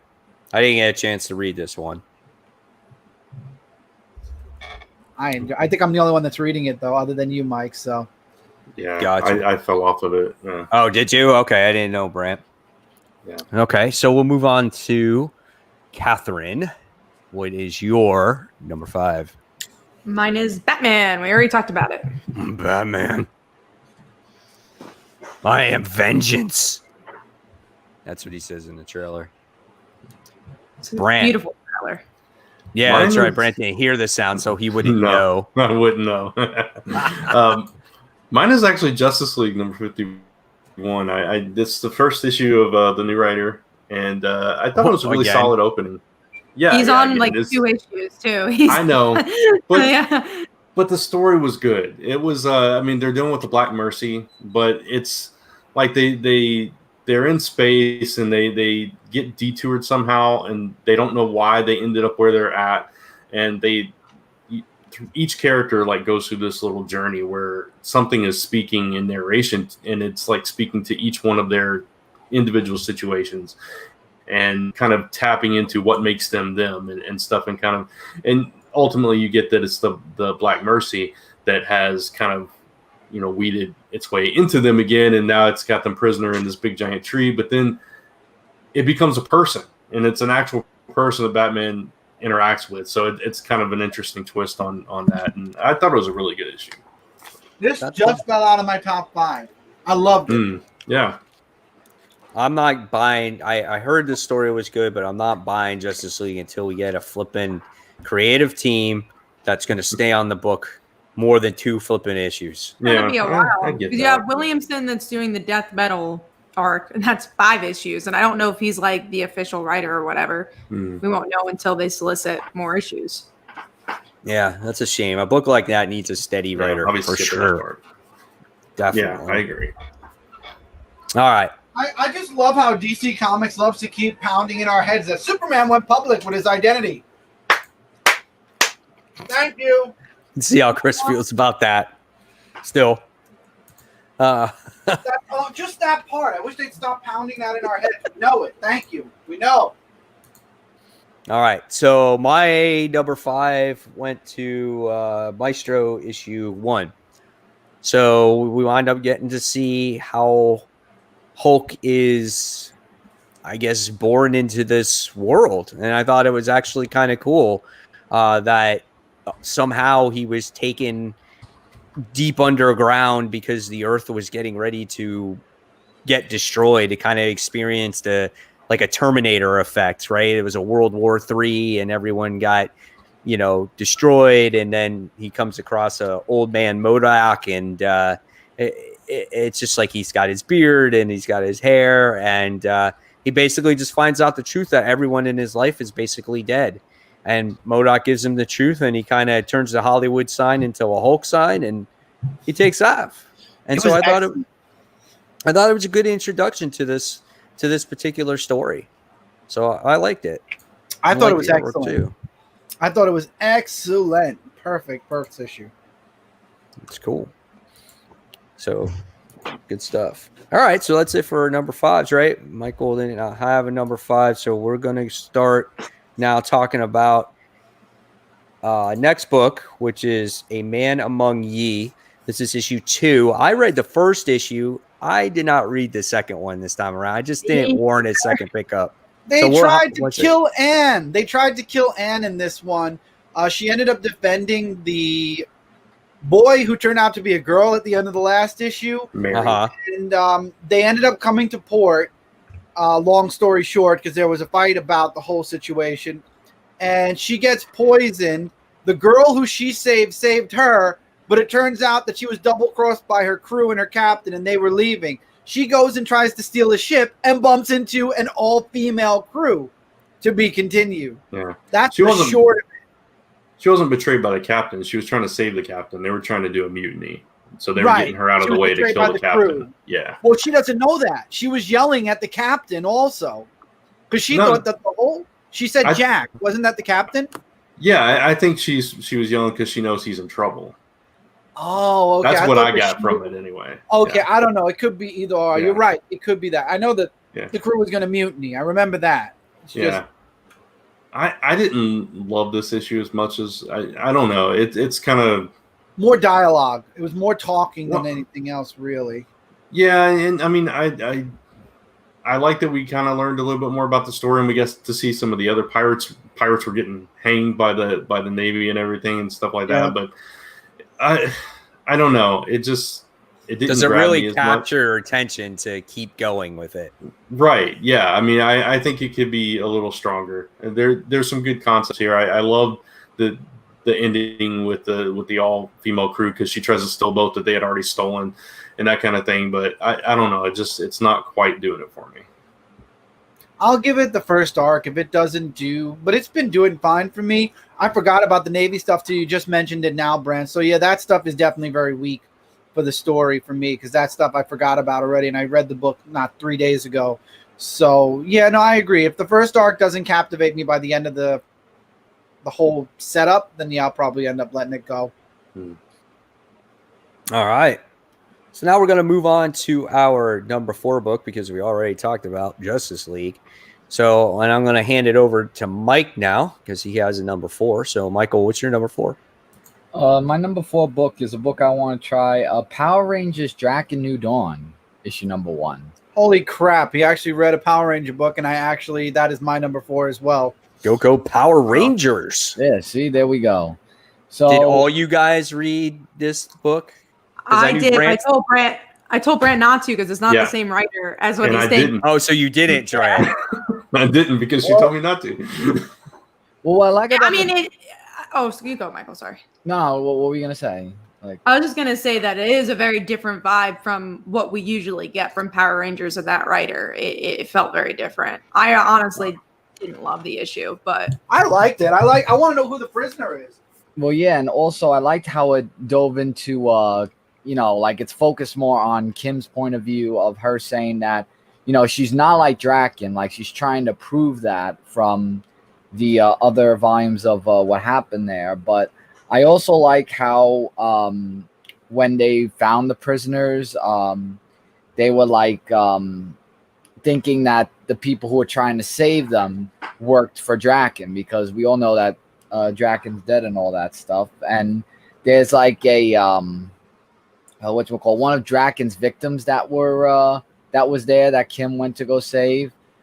And during that mission, they were talking to him about he basically said what happened in the past of how he was a victim of Draken. And there was a whole big thing that went on. I mean, it was a little bit of dialogue heavy, I will say that. It's morphin' time. But yeah, I mean, like I said, it was dialogue heavy, but I thought it was a good issue for New Dawn. I thought it was okay. I felt like there was more of emotional resonance for the one shot we got with Kimberly, and just stuff we've gone with the character in the past. Also, I think her mission to release every prisoner, well, how about the ones that aren't so great? What's her plan for that? I don't know if she has a true. I think she's trying too hard to be nice, that she's not being a great leader, in my opinion. That threw me off too. It was I'm freeing you. Just accept it, and that's that. You don't get to ask any questions. I'm here. She's freeing people. She doesn't even know who they are, and obviously it's understandable with Draken captured them, so they're probably being captured because of Draken. But yeah, I don't really understand the system there. I was interested in a new Ranger. We'll see who he is. It's a 3-issue arc. I also thought the artwork wasn't really good for this book. I really didn't enjoy it as much. I thought it was a little messy. But yeah, it was an okay issue for me. Okay. All right. That's it. That's it for Power Rangers. All right. Yep. Sweet. All right. So we're going to go on to Brant's number 4. Mine is Spider-Man. Not Spider-Man. Spider-Woman number 3. Sorry. Lots of reveals in this issue. It was oh my god! Yeah. Yeah. Really like the acting. You find out Jessica's got a brother, and it's this guy that's been kind of yanking her around, and having her do his bidding, kind of trying to save his daughter and everything. Who ends up being her niece, and then she's reunited with her mom, and it's just one right after the other, and it's just her world just got turned completely upside down, and it kind of makes the rest of the arc make a little bit more sense now, and how much this girl idolized Jessica because she knew that hey, that's my cool aunt. So it's kind of cool, and it's an area that we haven't explored with Jessica for quite some time. So I'm really looking forward to seeing where this goes from here. we never knew that she had a brother, right? Never. No. This is the first time. And then we haven't seen the mother or the father, I would say, since like maybe Brian Michael Bendis' Spider-Woman. And that was for the origin story. Like we've never seen like a current story with them. And I really like this issue. I wasn't a huge fan of issue 2, and I was like a little worried it was slipping. And then Me too. Issue 2, and I was like, oh, never mind. This is as good as that first issue. Well, it's even better in some ways. This was like one of my last books to read. And when we did panels of the week and I saw both you guys put it on there, and I'm like, so obviously that part spoiled it for me, but I was like, whoa, wait, what? I'm like, what the heck's going on here? So right away I pulled out the issue and I read it, and I'm just like, wow, I did not expect that whatsoever. No, I mean, not at all. That's a big deal. And see, nobody talked about it, right? I mean, Jessica Drew has a brother. It's just like and he has powers. Yeah, he has powers too. Yeah, that I forgot about that part. But it's like Jessica's such a, I mean, she's got her friend group, but she's such an independent person. She's kind of a loner in a way, and now she's got this whole family surrounding her. It's going to be an interesting dynamic for her, especially when she's like, yeah, I got this kid, and then you bring the kid into the mix with the whole family thing going on, and you got to find what the family's deal is, because obviously there's something going on there. So and then obviously Jessica Drew's son, what's his name? Jerry? Is it Jerry? Jerry, yeah. He's got powers already because you've seen him climbing up walls upside down. Jerry Bear. So that's some crazy stuff. I'm really curious now to see the direction of this book. It's got me hooked based off of this. Right. I still have to finish reading it. That's why I have nothing to do after it. I was like you, Kat. I'll be after that second issue, but this one, All right. So, Kat, what's your number 4? Dead Day. We already talked about it. All right. Perfect. And Chris's was Power Rangers. Power Rangers. All right. Cool. Let's see. And then my number 4 was Dead Day. So right there, right in that area there. So cool stuff. All right. So let's move on. Let's talk about our next books. And this one is going to be Wolverine. This is issue 4. Who read Wolverine here? I haven't had a chance to read it yet. Oh, only you, Mike. All right. So we'll talk about Wolverine. So we finally get Omega Red, makes his appearance in here, right? He does. Wolverine is kind of just. He's always been this loner, and to get away from Krakoa, he's got to get he wants to get away, and so he's been going to this bar, and people have been watching him at this bar, and basically, make a long story short, they kidnap him, they tie him up and everything, and they can't kill him because they know that he could get resurrected. So what are they going to do? They're just going to put him on ice. So they put him in this chair and they're going to freeze him, so he's on ice. But then all of a sudden you see Omega Red make his appearance, and he just uses his little technicals, and he just like starts killing everybody. And he goes up to Wolverine, and it looks like that you think that he's going to kill Wolverine, but I have a feeling that those two are going to team up. So it looks quite interesting. And so for the first time since Wolverine has come out, I'm actually interested in the series. It took 4 issues to get there. I was really on the fence about it. But now this makes me want to continue the series right now. And the artwork was pretty good in this one too. So that is the Wolverine discussion. Really intense. Nice talking about it. And we'll just jump on to that number 3 book. And so number 3, Chris, are you there? Yeah, give me 1 second. I'm trying to fix something. My TV had a bug on it, and I had to refix the internet on it. And it's Chris is trying to watch TV as we do a podcast. No, he's trying to play video games while we're doing a podcast. Dead Day issue number 2 is my number 3. No, my TV popped on its own, and it just bugged out completely. I have a TCL, what do you call it? The TCL one that connects to the internet, and it's like, you have nothing on your TV. I'm like, what? Strange. What was your number 3? You said it so fast I didn't catch it. Dead Day. Dead Days 2. Oh, okay. All right, Kat, what's yours? Mine's Thor. I already talked about it. All right. Mr. Fowler. Mine is actually Nightwing. number 73. You liked it that much?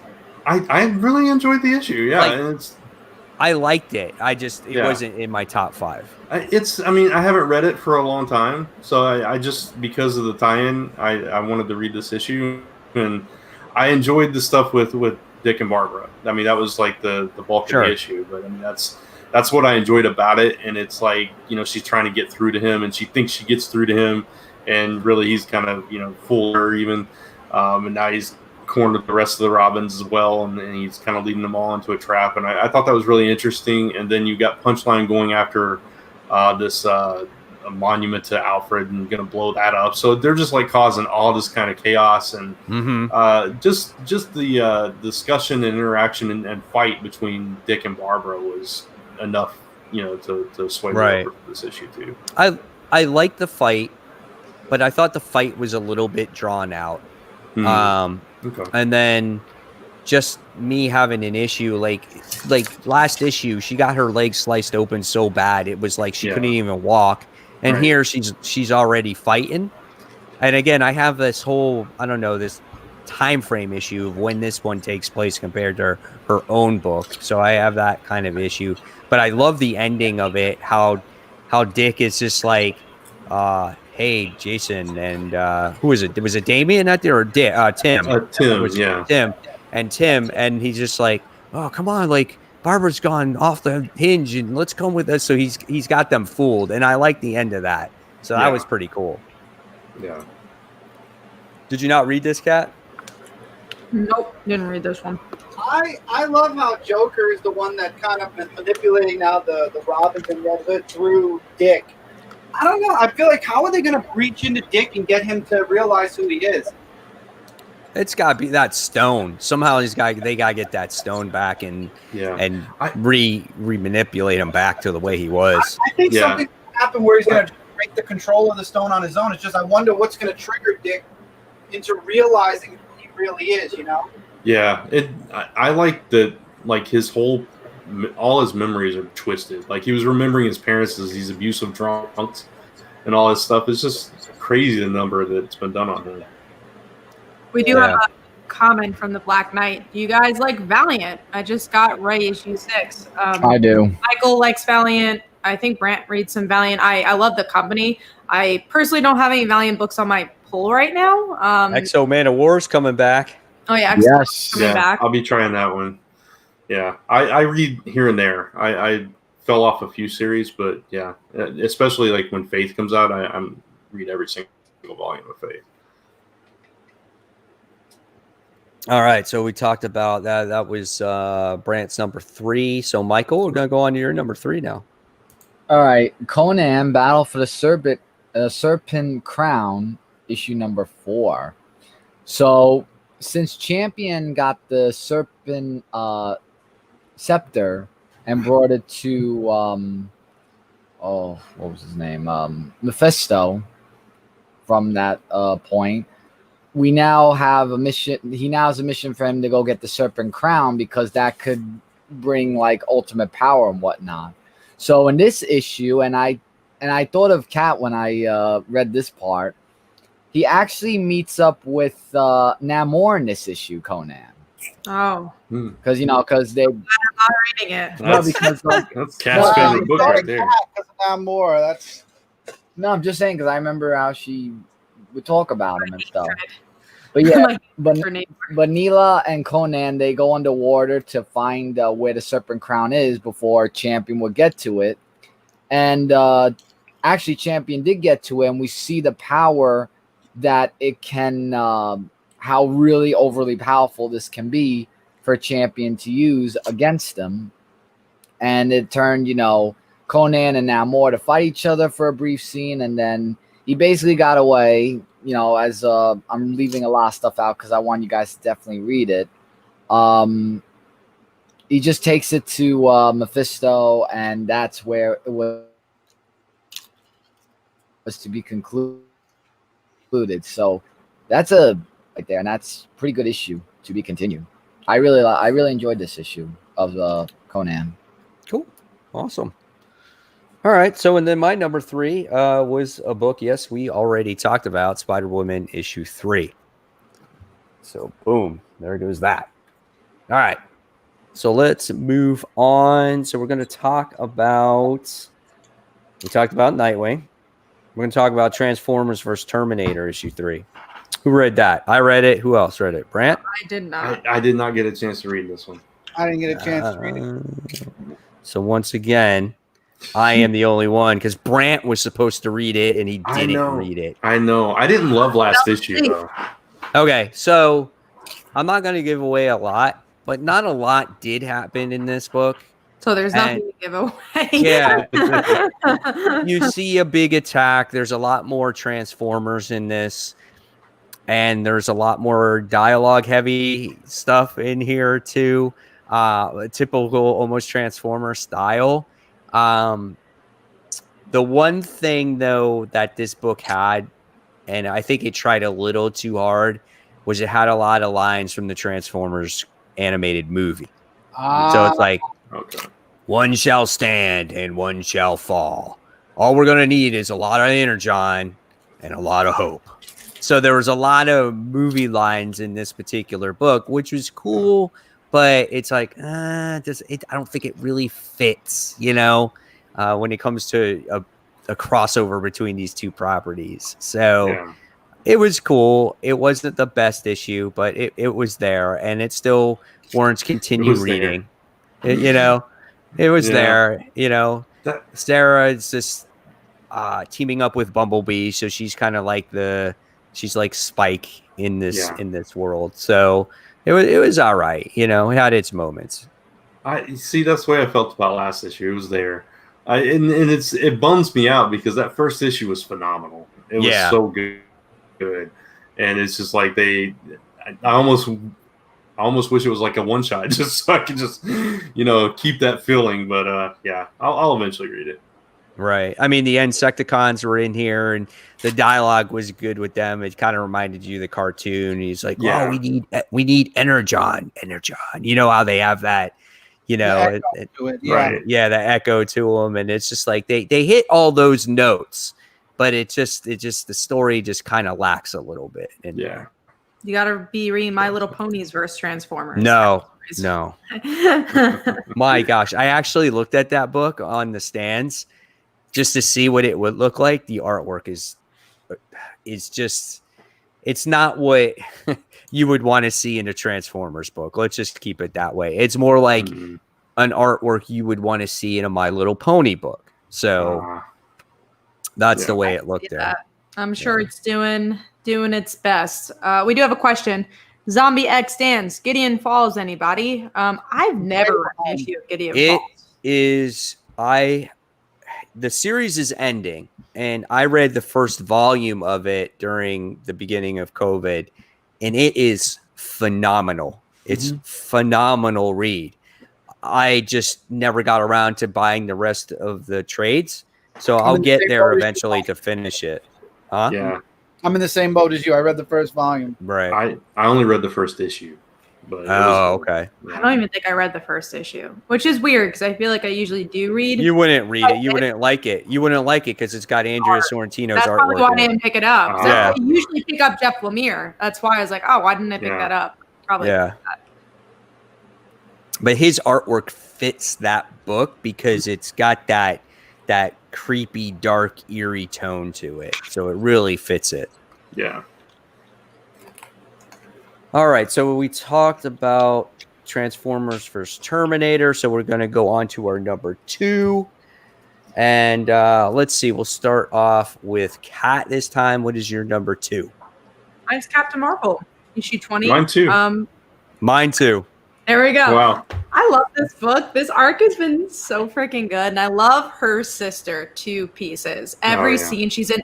And it proves, like, if you guys look at our panels this week, we all picked Captain Marvel panels, and they were all different panels of Carol's sister. Yeah. But yeah, no, I loved her. But I also like the other stuff too. I like the Carol Core team up. Overall, like I said, really liking this arc. It's the best thing for me that's come out of Empire. Yeah, no, it's just really fun. That's the thing I can say about this book, this arc in particular. Just the whole thing with her sister, and like Spider-Woman and Hazmat just kind of fawning over her, for various reasons. Yeah, it's like they love her arms, they love, they're connecting over the flowers and all kinds of stuff, and it's just fun. I love this art. So yeah, it's a great book, great overall story. They do the battle against the person who they thought was the person responsible. He was accused, and it's kind of cool to see how they all share the power with each other as well. I love Teddy's reaction to that too. Oh yeah. He's like, you undersold it, Carol. Yeah. It's awesome. It's a very lighthearted story in a very dark time when it comes to this book. And I know people don't like Empire and people kind of wrote it off. But again, there's a lot of things that have gone on in this event that has set new status quos. And I think that this happening to Carol is a huge deal. And I think if anything comes out of Empire, and if this stays, I think I think her having this is a pretty cool thing. I really do. Yeah. So I agree. Totally. So again, Empire, take it or leave it for what it is. I like it. And we're going to see what happens, when that comes out soon, and some of these other characters too.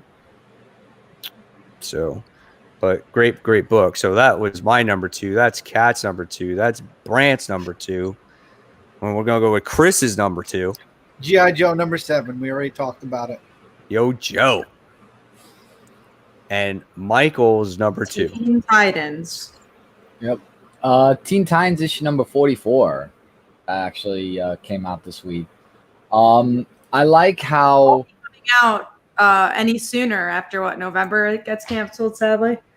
I know, I'm just reading just to see how everything goes. But as I like how when the team was figuring out about how he killed Brother Blood and everything, and there's he's telling his team that they were not ready for what they were going up against, and then he just said goodbye as of that. Then we have Gizmo and the gang that make a plan on killing the Titans, the Teen Titans, and getting the job done in a right way. So that was a little bit of a scene that we had that. And we have Deathstroke, who joins their team as well. So that was a huge return. When I saw that, I was that blew my mind. I was like, wow. Blew his mind. I'm interested to see Amiko's reaction to Deathstroke, obviously, because it's a big thing. I have not liked this arc, honestly. I just feel like it's something we've seen already. It's really being prolonged. Even the Batman stuff. Oh, you're fired, pretty much. It's we've seen this before. There was just no new information for me in this one. I really feel like it lost steam, maybe because of the cancellation. Well, I was just saying that as they were going for a search of Robin or everything, because they were concerned about him. They just want to bring him to justice after the murder. And then Batman just shows up and just says, Teen Titans are finished. And then that's where it led off to be continued. But that was a great issue nonetheless, I thought. Well, Miko finds out that Flash, the Flash has a thing for her. That was one of the best works for me. Yeah. Well, when it comes to, Kat not liking this issue as much, I can definitely understand that, because we're getting we have a different creative team on the book. And so, like Kat said, maybe they already got the word that this book was going to be canceled. So finish it up, write that last story arc. And so I felt that this was kind of this was outside my top 5. And I felt like this book was kind of the runaround, Damian leaving, then coming back, then leaving again. Oh, let's search for him. Let's find him. And it's just it was very repetitive. And then, so we're trying to get to the point to where we get to that annual. And that's where they're going with that's where the story continues, is in the annual. So I don't know. We'll see what happens. I'm just sad that the story is going, because I felt like maybe they had a plan for it. And it's just we're going to wrap it up now. Yeah, I agree. This was such a solid team. I'm kind of sad to see it go this way, but I agree. It was kind of like a stretch it out issue. Just kind of trying to get to the next thing. But there were some good parts in it. But like you guys, it was just outside of my top 5, so it was a little bit lower for me this time. All right. So that was Number 2s. Number 2s, right? All right. So we're just gonna jump into number 1. So my number 1 was Batman issue 97. Chris, you're number 1. Hotel number 4. Nice. Kat, yours. Spider-Woman issue 3. Nice. Brant. Thor number 6. Sweet. Michael. Sonic the Hedgehog, issue 30. All right. Sounds good. And you know what? Thor would actually be, I got to push everything back. Thor would be my number 1 book.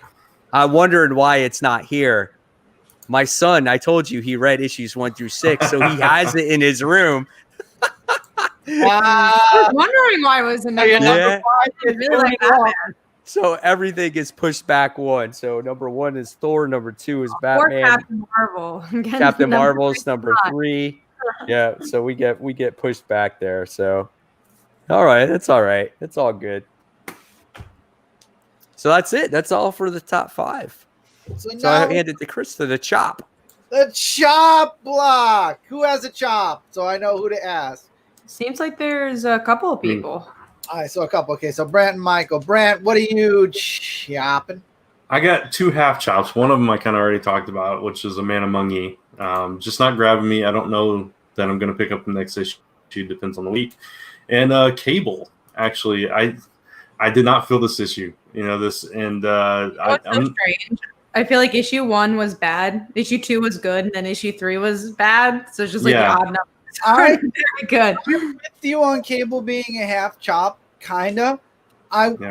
gonna go another issue before I determine a half chop. I role. gotta see Yeah. how this romance is going. Exactly. I That's what top told me. And then also in X-Force, we know that one of the Cuckoos is in love with Quentin Quire. So it's like, right. Yeah, we had that conversation last week. And then you Yeah. have Swords coming out. So what's the point of dropping an X-Men book? Because you're gonna have to read it. That's true. for That's X-Men. true. exactly another That's reason why true. I'm waiting. Exactly. Yeah. So So Mike, what are you chopping? I'm chopping actually Killing Red Sonja issue number 3. I'm done. I cannot.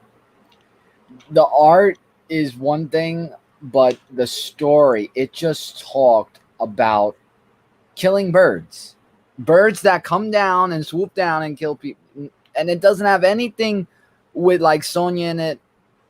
I can't take this issue, so I'm definitely full chopping that. Done. So Brent, what were you trying to say? I'm sorry, I think I cut you off, Mike. No, I was done. That's fine. Oh, okay, I thought you were gonna say something, then I called Mike. So that's the chop block. I'm gonna be moving over to Brant now. We For do some have key a issues. question from Justin first, just Okay, to go answer for it. it. Have you read East of West? I've not. think- I read a lot Yeah, of Mike it. did, Yeah, Same. I read a lot of it, and I thought it was good, but I think I got lost in the mix of just reading other books, and then I kind of fell off of it because Hickman's writing is always, you need your own separate time to, dedicate to read his stuff, and it's just one of those books that just got kind of pushed to the side, and I just fell off of it. I think I only read the first issue when it came out like 5 years ago. And that's about it. It's probably been longer than that already. Yeah, I think it's been Which is longer crazy than because I know we definitely have reviewed it for this show, and it shows how long the show's been going. East to West Yeah, comic issue 1. Let's see when it came out. maybe 2014, 2013. 13. Yeah. That's God. Damn. right when That's we how long we we've been talking started, about yeah. comics for? Yeah. Holy cow. That's crazy. Jeez. Anyway, going back to most anticipated, basically, books that are coming out, well, today and tomorrow. We got a few books to talk about. Let's see. We'll start with the one everybody's talking about, Batman 3 Jokers, #1, which Kat has already read.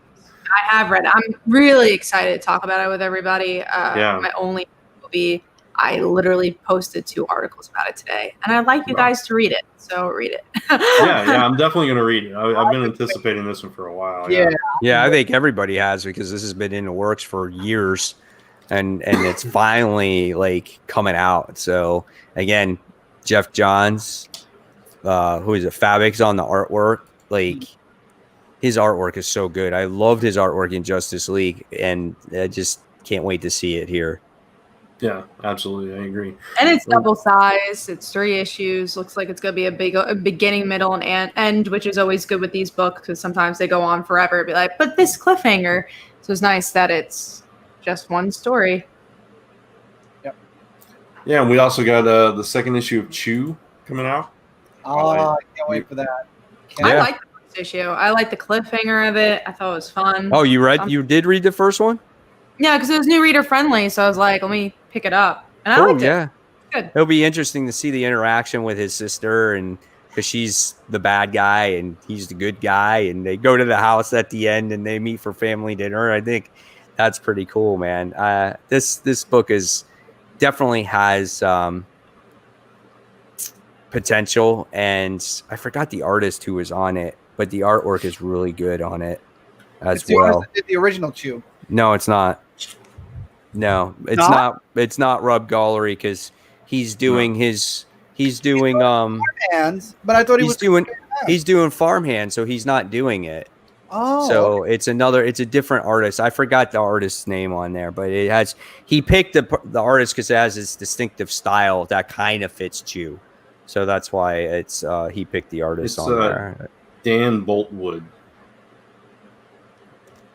Yeah, art's pretty cool, man. I love the cover. I think the next cover looks pretty cool too. Yeah. All right.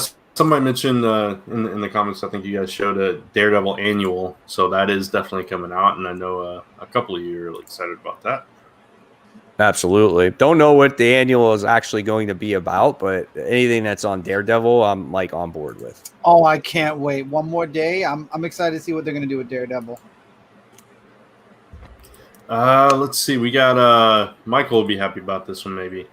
Mega Man Fully Charged #1, the first Mega Man from Boom Studios. Ah, yes, that I'm definitely going to be looking forward to reading. That I might actually pick that up if they have a copy on the stands when I go to the store. I might check it out for sure.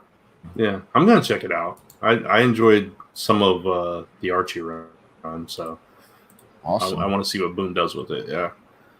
We got Suicide Squad #8. That's another book that's ending soon. So I also had to read this for work, so I cannot talk about it. It's so painful to hear that book is ending. I'm so sad about it. Last issue was so good. Wheaton, his daughter, and everything, and it's like, for what? For what reason now? It's like, God, we'll never really know, I don't think. Yeah. It sucks. It sucks all these books that we like.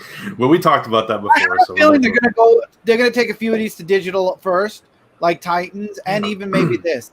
I think I'm wondering if that's why they're canceling physical so they can reboot it as a digital first. I think with a new creative team, if that's gonna happen though. Yeah, sadly. definitely. Yeah. Oh, absolutely, definitely. Yeah. So we got another Lock and Key. I'm assuming it's a one shot. They've done a couple of these. Lock and Key. I think it's a 3-part miniseries. Oh, 3-part. Okay. Yeah, it takes place. Okay. Okay. I was just gonna get the title out. Lock and Key, Impel Battalions Go #1. But go ahead. Yeah, it's gonna take place in the past before the original story. I'm definitely gonna be reading it. I think the last one took place in the past too. But go ahead, Mike. All the one shots and the minis take place before the original because the original kind of ended the house. Yeah, right. Yeah, I'm picking it up too. I just wanted to make sure like Joe Hill was writing it. So because if he wasn't writing it, I wasn't going to pick it up. So when I saw he was writing it, I was like, okay, I'm good. Yeah. All right, we got a couple of Joker War titles. We got Detective Comics 1026. Anybody picking that up? I'll be reading it. Yeah, I will too. Yeah, I'm picking it up. I know you said the last issue was good, Mike. Right? Yeah, I think you're telling us about that one. Yeah, so I might give it a shot.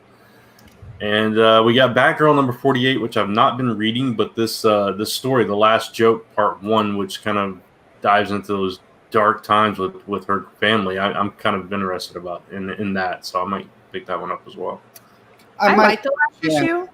I thought it was good. So it's ending. Another book that's ending. So why not finish it off? Right. Yeah, I've been in. I thought it ended really well. The last issue we got to see the Joker and Batgirl battle it out, and they both pretty much stab each other, and they're laughing on the ground. So it kind of ended in a easy place. Interesting. Yeah. Cool. And let's see. I think we only got one more to talk about. Yeah. No, two more. We got X-Men number 11, which is an Empire tie-in. The description for this one kind of grabbed me. It said the trees are killing the children. So I want to see what exactly they're talking about. Killing the children. Now we know what it is. It's always been the trees. So James Tynion's book is actually revealed in X-Men. Yeah. So the last issue was the one when they were on the moon and they had drinks, and so how does this? A completely different issue? Like, I don't know. I mean, I'm assuming like I don't know. I don't know. Like maybe it ties into the rebirth. Yeah, because Krakoa is a planet. I mean, not a plant-based thing, a plant-based area. And well, remember at the end of the last issue, the soldier said, the one thing he mentioned before he died was Krakoa. So maybe now that they find out what Krakoa is and they actually go there. Yeah, exactly. So, it'd be interesting. I've not been reading Empire. I lost interest with issue 2, so I was like, all the tie-ins mean nothing to me. I've been enjoying the tie-ins. And I've been enjoying the event. And Brant's been enjoying the event. I have indeed. So last book we have to talk about then is Amazing Spider-Man number 47 as the Sin Eater arc continues. I love the premise of the. I love how Brant was going to Sin Eater arc. Because that's what it is. The solicit said, "Oh man, get excited for next issue. Get excited for issue 50." Pretty much that's the solicit. Can we get the reveal of Kindred already? We're not getting in this issue. No. It's not going to be this issue. It's not going to be the next issue. It's not going to be issue 100. It's not going to be till after the Goblin, because Green Goblin returns soon too. This is not a way to do a character like Kindred. No. So then just say it's Green Goblin Kindred. I don't know. Green Goblin's definitely not Kindred, but that's the one person we know. They interacted already. So Norman and Kindred, they interacted 10 issues ago. But I'm not excited for this issue. I love my Spidey, but I really do not like this arc. Yeah, I don't either. I would say have an idea of what's going on in Empire so you're not completely lost. Yeah. That. And then that. Oops, sorry. Go ahead. Were you gonna do that? I haven't been reading Empire. I haven't been reading Avengers because of Empire. I haven't been reading Avengers at all. So. Yeah, I'm not reading Avengers either. We didn't like it. Okay, so that's all for key issues this week. Guess we're closing now. Close now. It's so enthusiastic. Tell me it's like so. Yes, sir. Hold on, let's close. Well, nobody else will say anything. So. Oh, shoot. Goes off. Anyway, does anybody have anything they'd like to talk about before we end the show? Because I know you do. I do. Yes, we do. So, does anybody else have anything they'd like to talk about before that? Nope. Okay. So, Celestial Falcon issue number 2 is coming to Kickstarter next week. Brant's been sharing the link in chat. We're super excited about that. I already made a post on shootingstaruniverse.com. Go check it out. Talking about all the stuff we are going to be doing all month long for Celestial Falcon issue number 2. I'm super excited because if you've seen any of the pictures that we've been sharing, the secrets are revealed. Hidden things are now revealed. We've got a gigantic shark issue. So if you have a bat utility belt, get your shark repellent. And we've there's so much that's going to happen in this issue, and I'm really excited to start talking about it.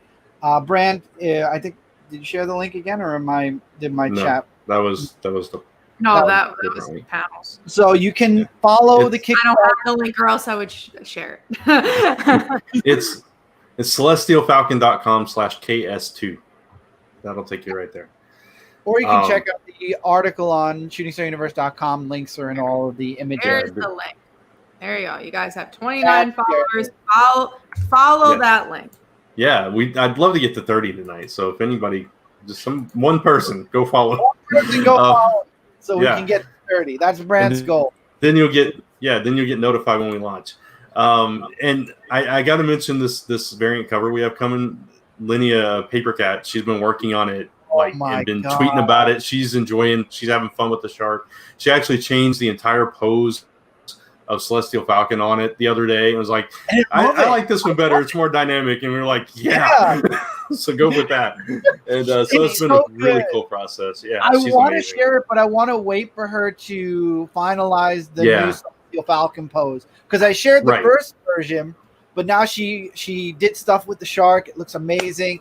And I want her to get the new pose. She wanted to make sure we like the new pose first. We do. So she's finalize it, and then I'll be sharing that picture as well. I'm super excited. I just love how into it she is too, because she was like messaging me and she was like, do you mind if I add some character traits on the shark, like some scars and some different things? She's like getting really into it. It was cool. But yeah, I really like her. I do want to throw out a little PSA about the shark, because I've been thinking about it. There's always this really negative stigmatism with sharks, especially after Jaws. I have an article I'm working on talking about the shark, and it's definitely going to lead into a short story either during the Kickstarter campaign or right after. There is more to the shark than everyone knows, and it's not an evil shark. I want to throw that out there now. Don't say that. It's chasing the it's not evil. It's chasing. There's a reason why. There's a reason why it's chasing in the issue, and you'll find that out in the comic. That's why you probably won't see the follow-up story until after the Kickstarter, but there is a really hefty reason why that shark is back up the Kickstarter, get that cover, find out all about the sharks. Support sharks. All the covers are amazing. Sharks are wonderful creatures. We got the first pass at the two main colors today too, so we're excited. We got the letters in this week too. I mean, everything is just. It looks so beautiful. Great. You got to back this book. You're gonna love it. You're gonna love this issue more than issue 1, and it's just gonna keep building as we continue forward. So get your hands on issue number 2. It's gonna be very, very important. So with that is all we have for tonight. I hope you all have a wonderful week. A happy new comic book day. Tomorrow we'll be back next week with another episode. Don't forget to subscribe. Click the notification bell, follow Comic Frontline as well as all of us at our social medias. Give this video a thumbs up on both channels, both Comic Book Corner 2.0 and Comic Frontline on YouTube. And we will see you all in the next one. So have a great night, everybody. Good night, guys.